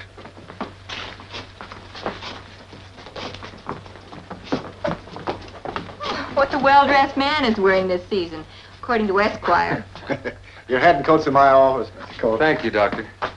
Hello, is this the Clarion? Give me the city desk, please. How many times must I tell you? I'm Mary Arnold, trained nurse. All her papers seem to bear her out. Well, that may be. But I'm convinced I've seen this woman before in a fortune-telling establishment. Besides, her credentials could be forged, couldn't they? Granted. But I'd have to have positive proof that she's the Black Widow before I could ask the grand jury to indict her. Well, I'll need time to get that. Well, we can hold her without bail for attempting to murder you. How long will it take to get the proof? Long enough to check on all the fortune tellers in town? Ah, Colt, it's all very well and good for your storybook detectives to consult fortune tellers for their clues. We don't do these things in real life. Maybe I'd better explain. My investigations have led me to believe that the Black Widow's using a fortune-telling setup as a front. Now, by checking on all the fortune tellers immediately, we can find the one that's missing or unaccounted for. When we find that, I'm sure this lady will fit into the picture. After all, Mark, she can't be in two places at the same time. There must be 100 fortune tellers in the city. There are, but Miss Winters and I have a complete list, and we'll start checking immediately. I'll notify you when we find the right place. Right. That's all we can do here. If you want anything, just ring for the bellhop.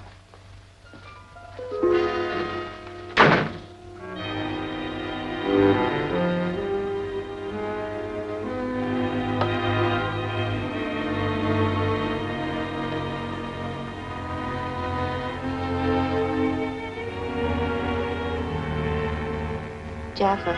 Sombra calling Jaffa. Answer, Jaffa. Go ahead, Madam Sombra.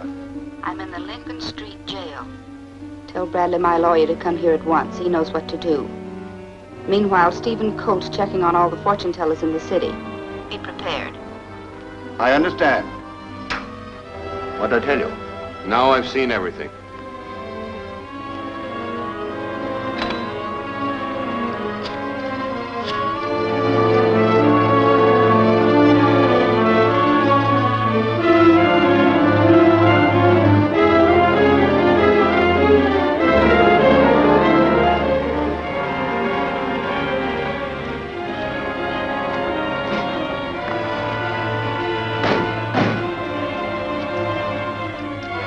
Here's your card. Send 2 bits and get your picture.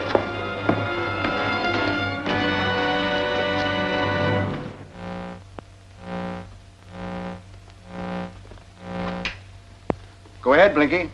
Steve Colt's coming up with the newspaper gal. Very well, I'm all ready for them.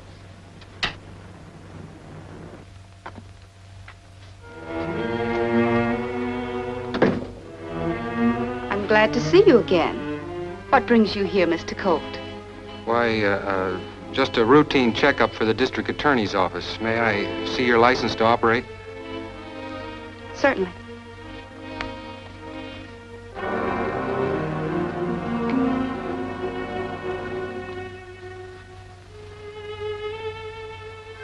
Thank you. I'm sorry to have bothered you.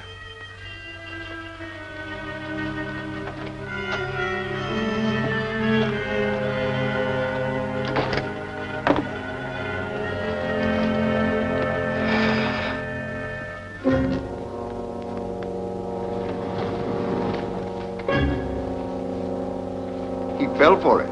And why not?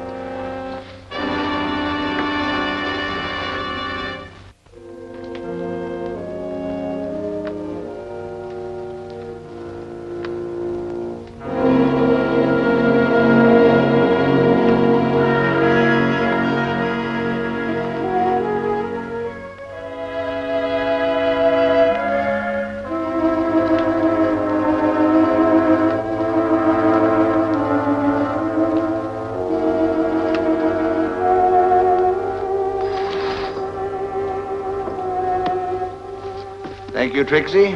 You did very well. It was a pleasure. Call me anytime you've got a cinch job like that.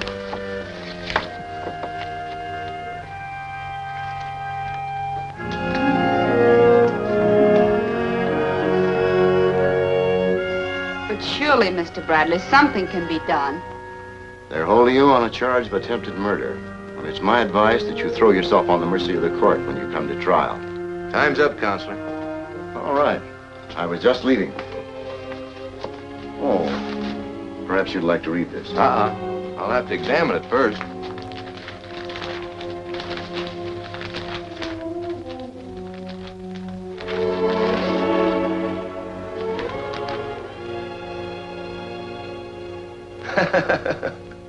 That Dick Tracy kills me.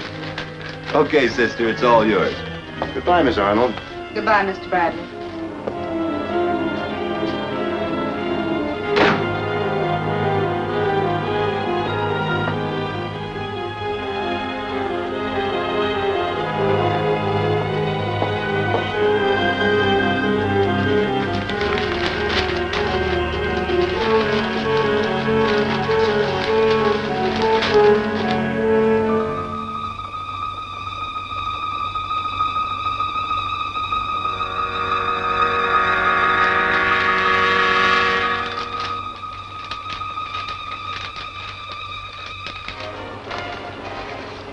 Really got me.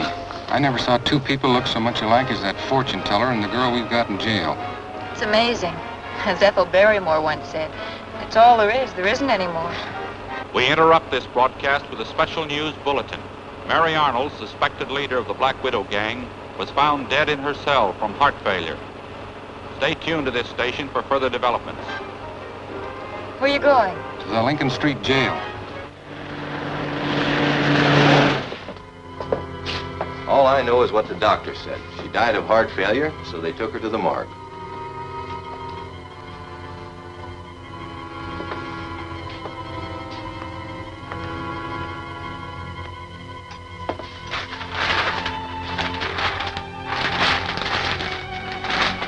Where'd this come from? The girl's lawyer brought it to her. There wasn't anything in it. I looked through it before I let her have it. Was this torn out before you gave it to her? Why, no. Well, that paper wasn't torn. If what I suspect is true, she merely drugged herself to simulate heart failure. Where are you going? To the morgue.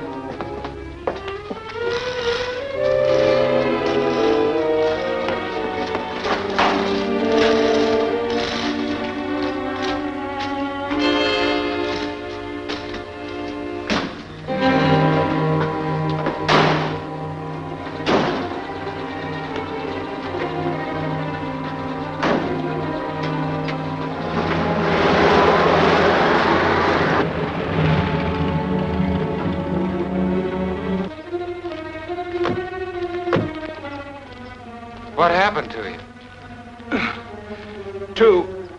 Two men beat me up.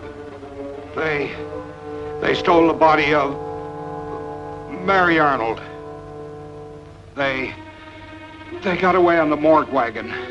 They went down there.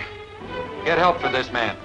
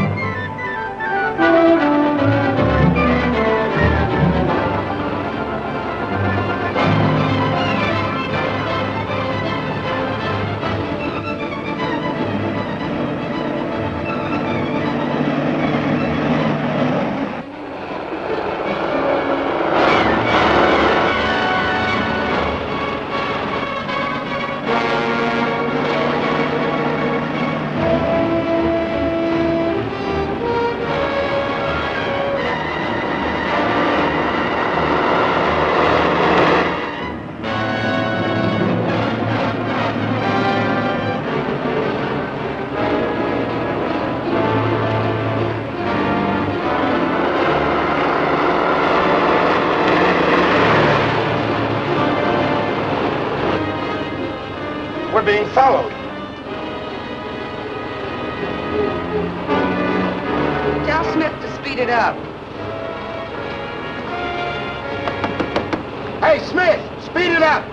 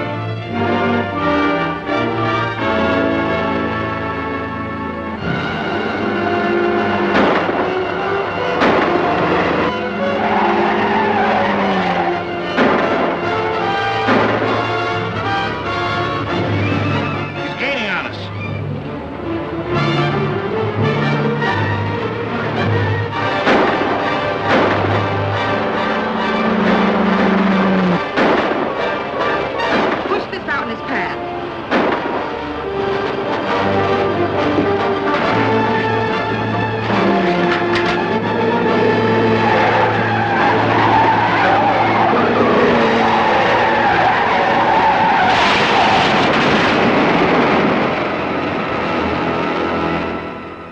Corpse stolen from morgue.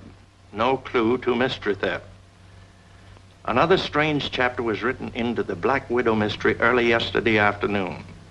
The woman, held by the police as the Black Widow, collapsed in her cell and was pronounced dead. It's quite a yarn. What do you think of it? It's hard to say, but I'm not convinced the Black Widow's dead. What do you mean?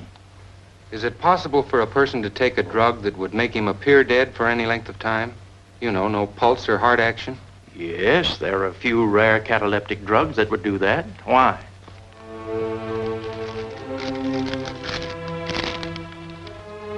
These pieces of paper came from a drinking cup I took from the Black Widow's cell. They were slipped to her by a Confederate. Strange odor. That could contain a drug. Exactly. If we could analyze that paper, we might confirm my suspicions. What are we waiting for?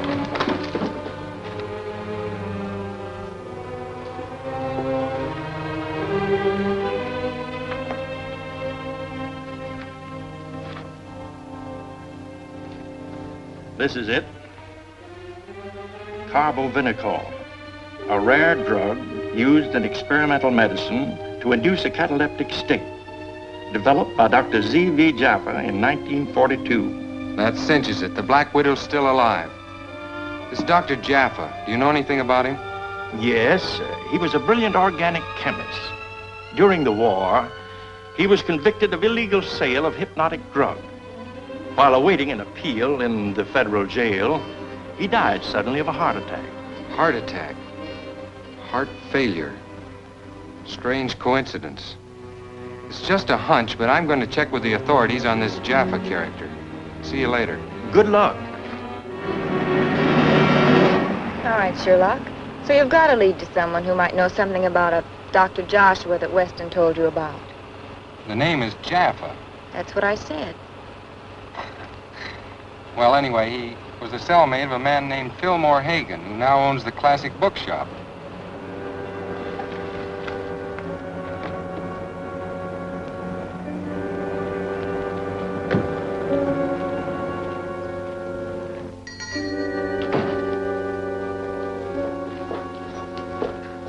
Good afternoon. May I help you? Are you Mr. Hagan? Yes.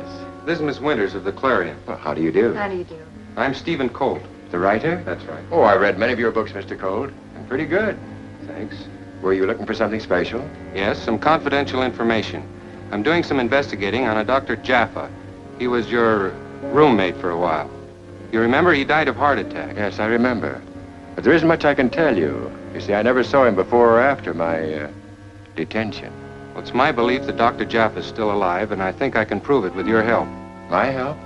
It's very simple. All you have to do is put an ad in the personal column. Oh, gladly. But saying what? Take this down for him, Joyce.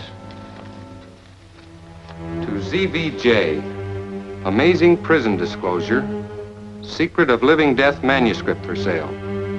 Write Hagan, Classic Bookshop.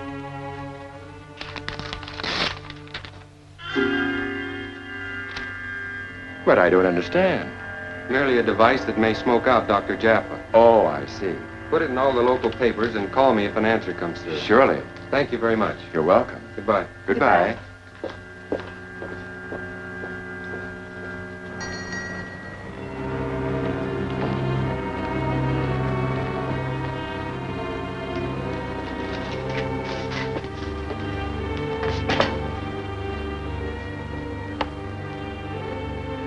Hagan calling Jaffa.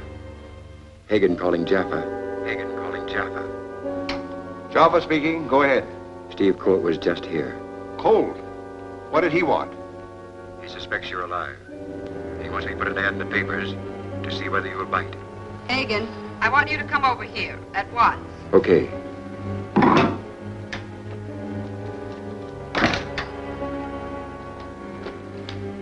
Sombra, that mug Colt has got to be rubbed out. You put it so crudely. But quite clearly, it's our lives or his.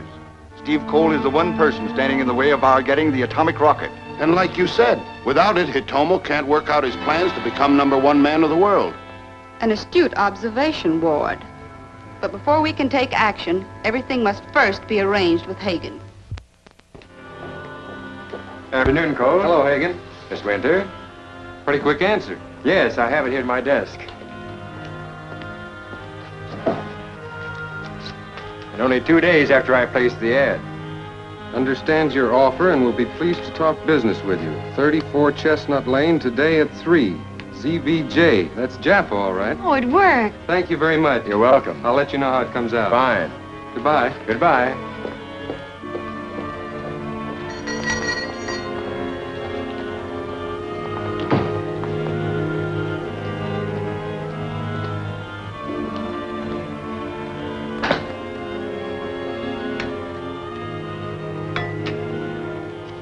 Hagen calling Jaffa. Hagen calling Jaffa. Jaffa talking. Go ahead. Colt and the girl are on their way. Good work, Hagen. I'll tell Sombra.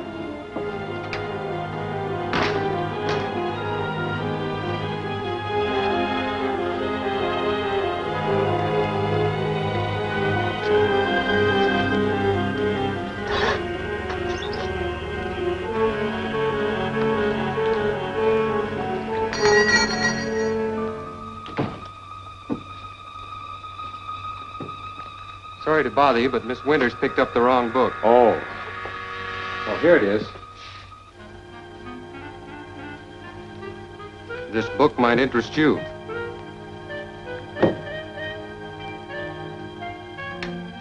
Hagen calling Jaffa. Hagen calling Jaffa. I don't understand.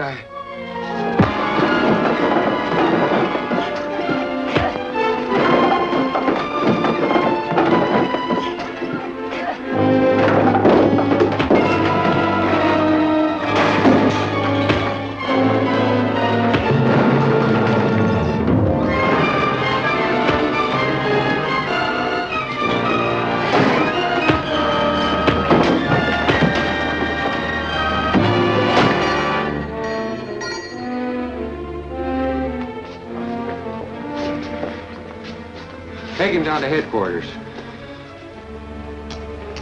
Hey, wait for me.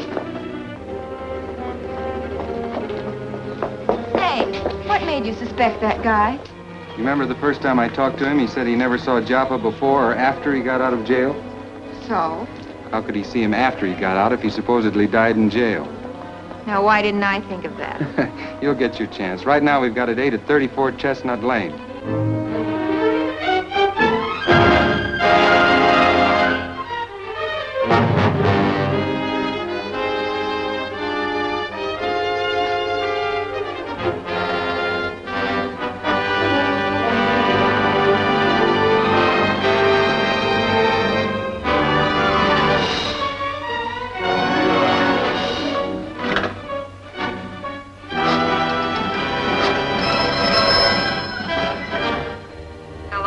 Ready for the test. Ring back.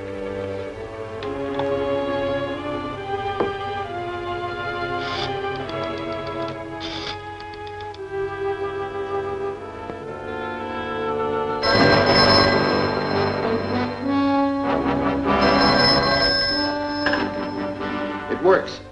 I'll set it now and warn you when Colt gets here.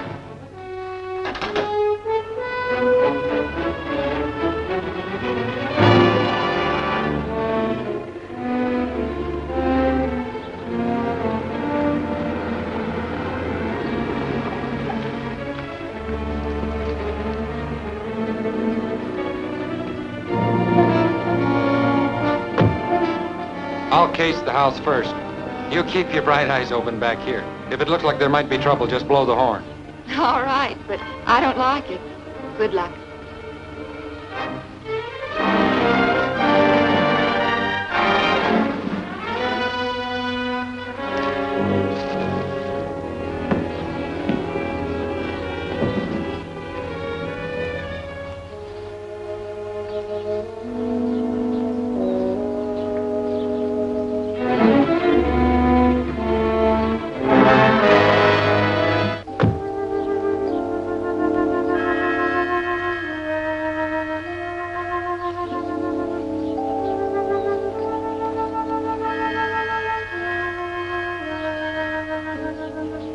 Ward calling. Come in. Come in. Ward calling. Go ahead. Stand by. Colt's about to go in. All right, mister, get out.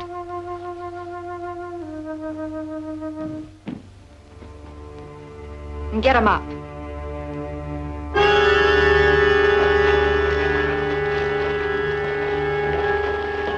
It's Colt's girlfriend. Everything's okay. Stand by.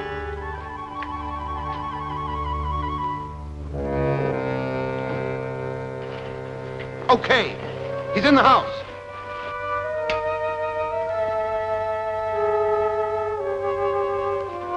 You got here just in time to see your boyfriend blown all over the countryside.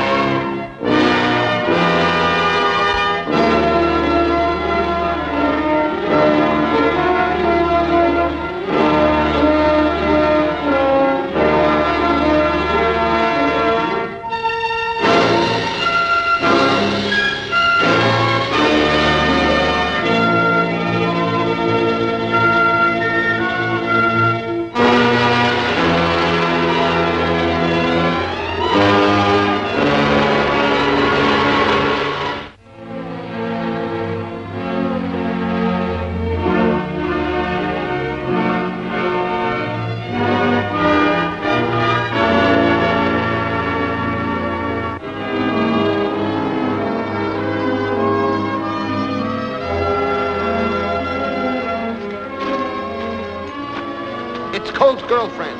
Everything's okay. Stand by.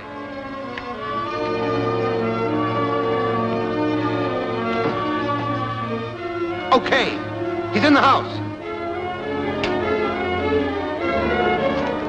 You got here just in time to see your boyfriend blown all over the countryside.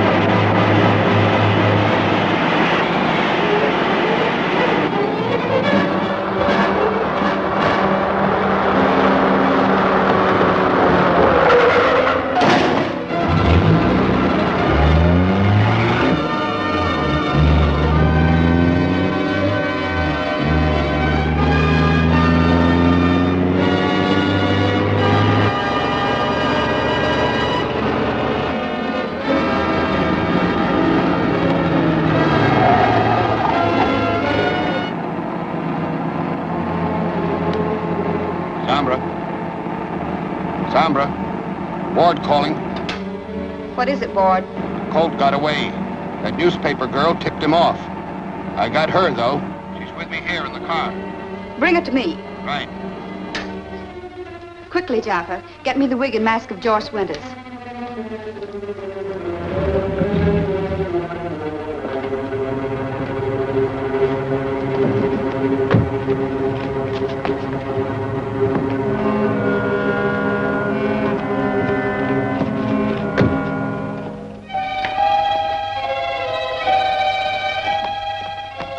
I'll take her. Drive your car around to the front. Sombra will use it. Right.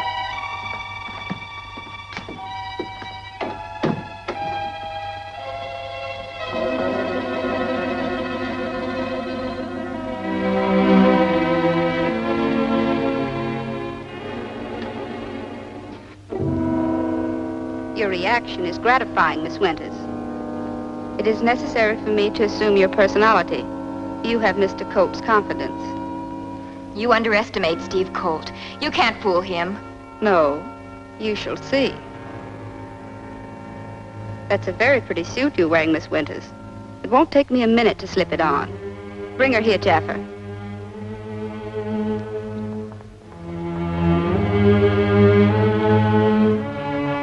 She was wearing a gray striped dress and carried a black bag. Well, I didn't know you noticed.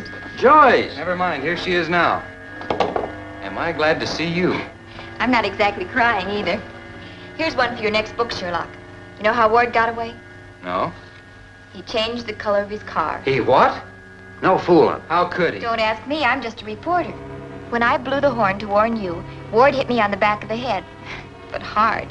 When I came to, I was lying in the back seat and he was driving down the road like mad. I played possum and Ward pulled a couple gadgets on the dashboard. Presto. It was a car of a different color. You sure that blow Ward handed you was... Now, Joyce, we have to stick to... I know it sounds fantastic, but that's it. You breezed by after Ward had turned his car around. He leisurely headed back toward town. And then I still played possum and Ward drove on a ways, and just as we got into town, bang, a blowout. Ward made a few choice remarks, and when he got out to fix the tire, I simply drove off. Flat tire and all? You guessed it. Car's parked outside now. I thought you might want to see it. Nicely understated. Coming, Walker? I can't. Give me a city desk.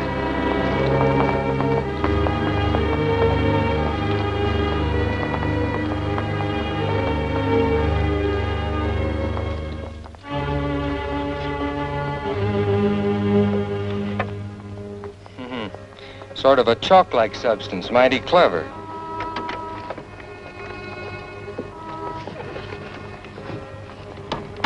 All Ward did was to pull this to make the car change color.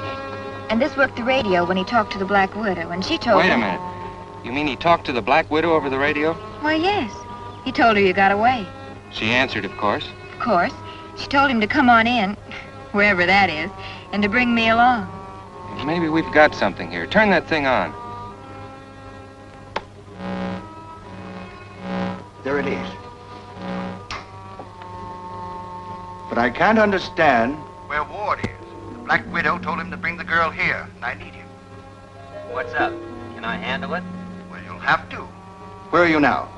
On Butler Street, near the park. I see. We strike at Weston within the hour. Do you know where he is? We'll find him. We have a detector, an electrical device sensitive to plutonium. It'll lead us to Weston. Get your men together and stand by. Right. That's silly. There can't be such a detector. Only there is, and obviously the Black Widow's gotten one and is ready to use it. Weston and his rocket will have to be moved out of danger. But if the thing really works, how can you hide the rocket? By moving Weston and his rocket to a government arsenal where they won't be able to touch him. And that's where the Black Widow will have to look for him. See you later. Wait for me. I'm going too.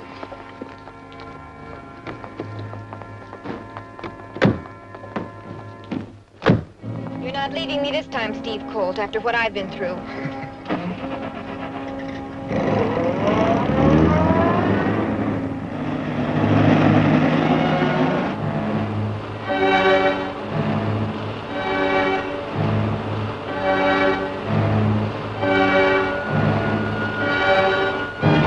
Out Euclid Avenue.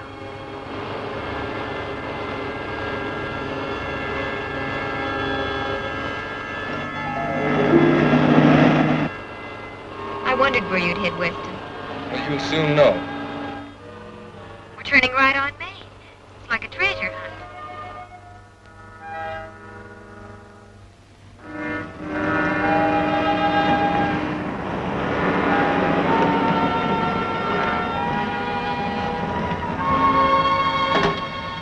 Munzie Rental Service. Weston's not here. I know it. I'm going to pick up a truck. We'll need it to move the rocket.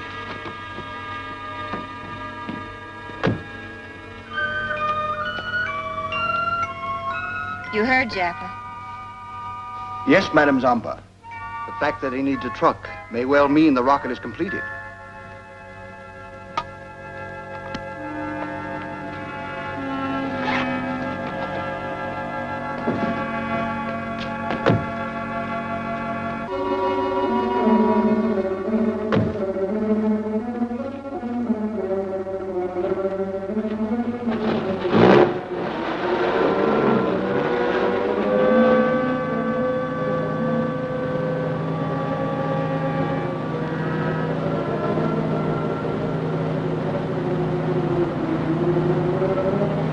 Wilton Boulevard. Well, we're headed for the country.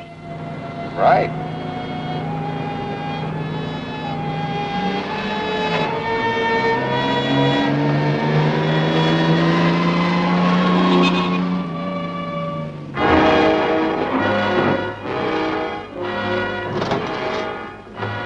Why, Steve, this is the old Blue Jay mine. Why, sure. No wonder the Black Widow couldn't find him. Pretty good idea, huh? Do you know where the Blue Jay mine is? Sure, I could get there blindfolded. Good. Then you know what to do. Right.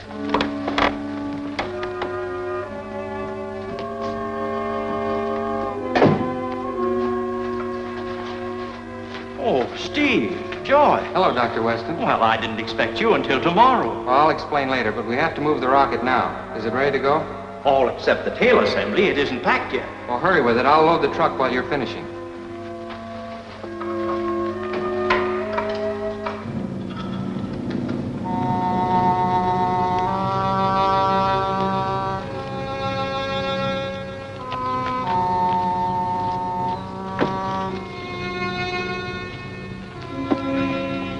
Well, that's all of it. What about the gyro motor? We haven't loaded that yet. Weston will bring that. That's one thing he insists on moving himself, and I don't blame him. The rocket's no good without it.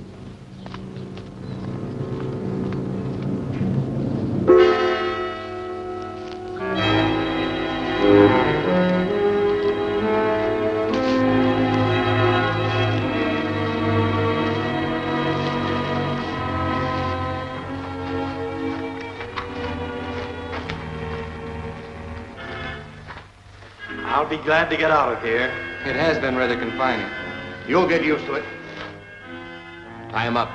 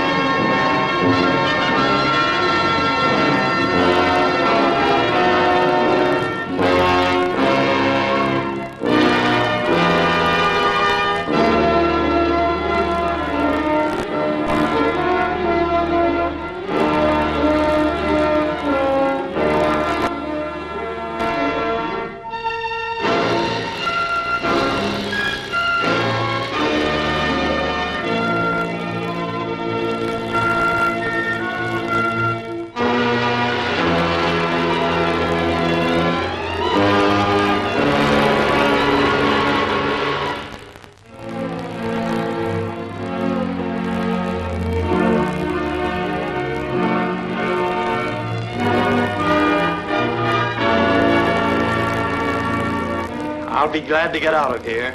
It has been rather confining. You'll get used to it. Tie him up.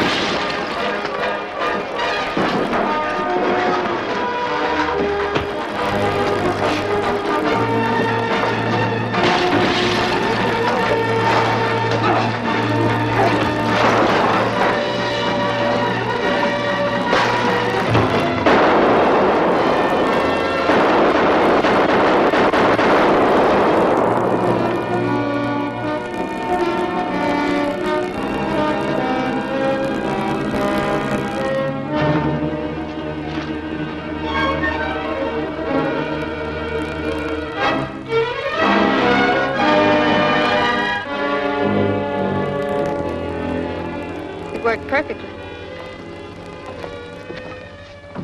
I'm indebted to you, Miss Winters. Without the use of your personality, we wouldn't have possession of Mr. Weston's atomic rocket. Steve Colt doesn't quit. He'll get the rocket back and you and your gang along with it. I doubt it. Within a few hours, neither we nor the rocket will be in this country. Soon your people will see many atomic rockets hurled at every part of the world, until those who dare oppose the will of my father Hitomu either surrender to his rule or die.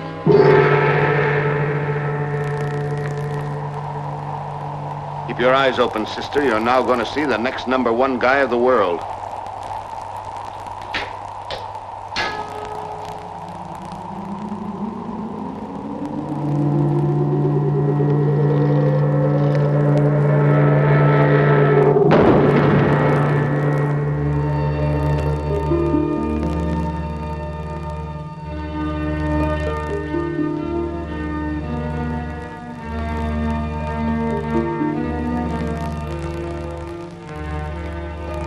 So the most difficult phase has been completed successfully.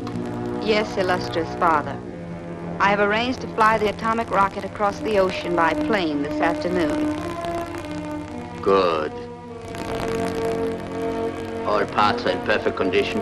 Why, I assume that... Nothing must be assumed. Bring the rocket here. It must be checked before it is delivered to my laboratories. I shall wait.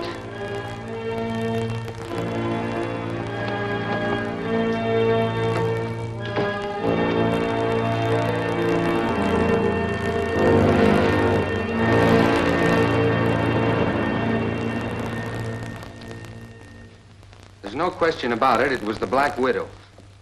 And Joyce must be the Black Widow's prisoner. Yes, if she's still alive. Weston was pretty badly shaken up at first. Thought Joyce had sold him out. The Black Widow's clever. She had me fooled. That gag about Ward's car. What did you say? Ward's car.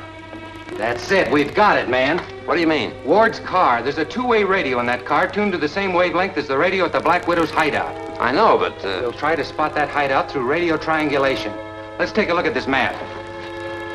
We'll station a man here, here, and here.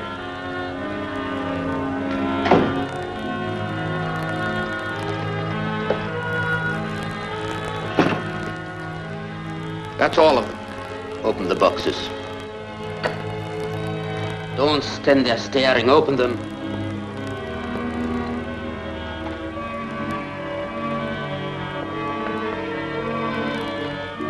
All set. Check on the triangulation stations.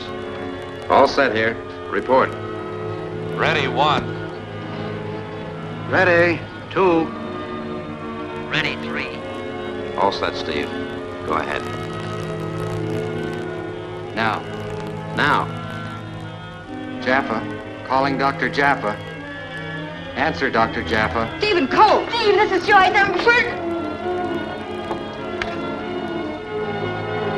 Joyce! Joyce! Answer, Joyce. Got it, man? Got it. First station bearing, azimuth 47.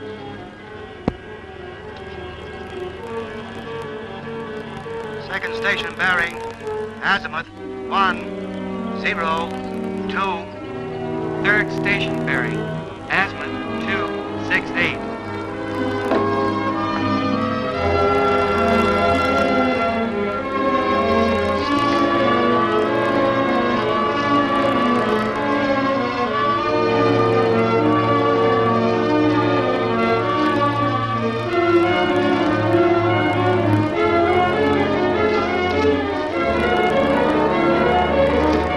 Black Widow's hideout's at the center of that small triangle.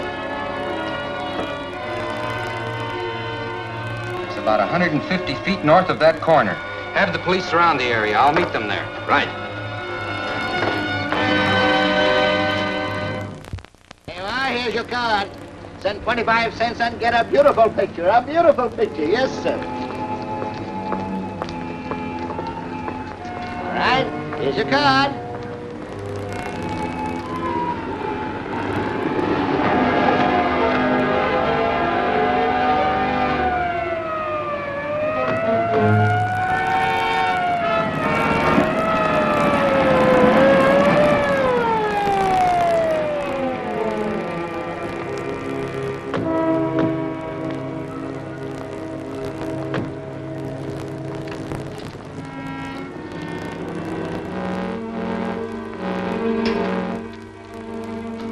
Yes, Blinky? 2 carloads of cops just closed off the block. Watch them. Keep us informed of their actions. Right.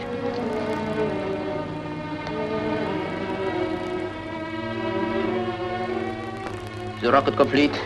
Yes, Master. It's in perfect condition. All right, dismantle it. Quick, there is but little time. How are you going to get this by those cops? The same way I get by them. You mean through that gadget? Exactly. If my calculations are correct, it should be the 3rd or 4th building down the street. That's either the Royal Cafe or Madame Sombra's. That's it. She must be the Black Widow. All right, Inspector, we'll close in. Tell your men to converge on Sombra's place. It's the one where that photographer... That's strange. That photographer always in front of Sombra's place. Wait here a minute.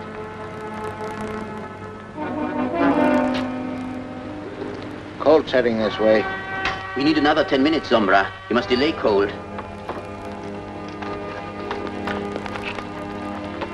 Wait a minute, miss. If you want your picture Never taken- mind that. Why are you always in front of this building? I don't see why that's any of your business. Well, make it my business. Oh, you will.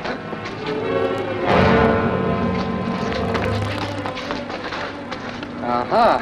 A two-way radio, huh? Come on.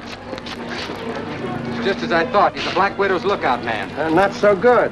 Oh, he's probably already told her we're here. That means Joyce is really in danger. If we move in force, they might kill her. I'll go in alone. If there's any trouble, I'll fire a shot. It's a good idea.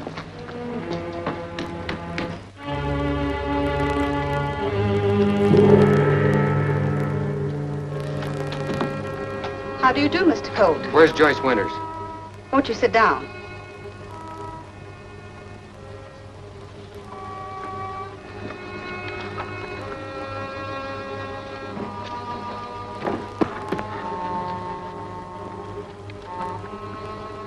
We're both at a disadvantage, Mr. Colt.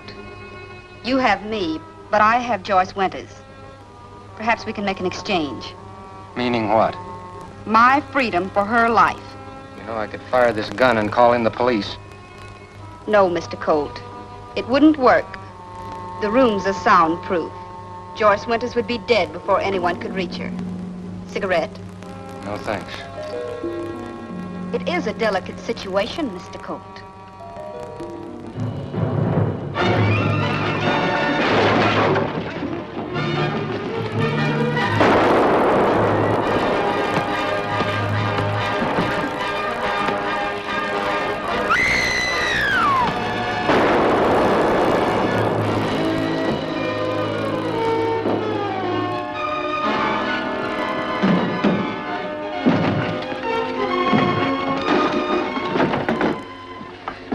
To save the rocket, but I can still escape.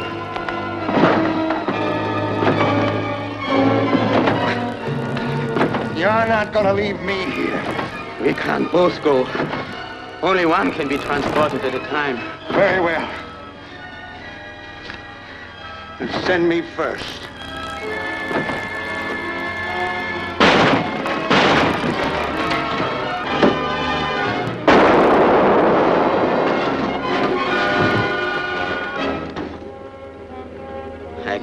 is the end.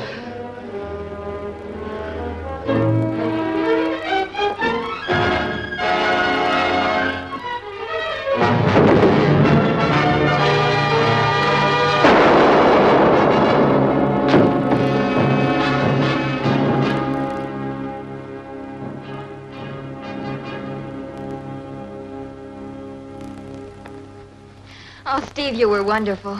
The entire Black Widow gang completely washed up. How'd it work? Oh, I don't know, but it was undoubtedly the most fantastic demonstration of scientific phenomena I've ever witnessed. Say that again. I can't. But what a story. I'm going to go phone it in. Go ahead, Joyce. You deserve a scoop.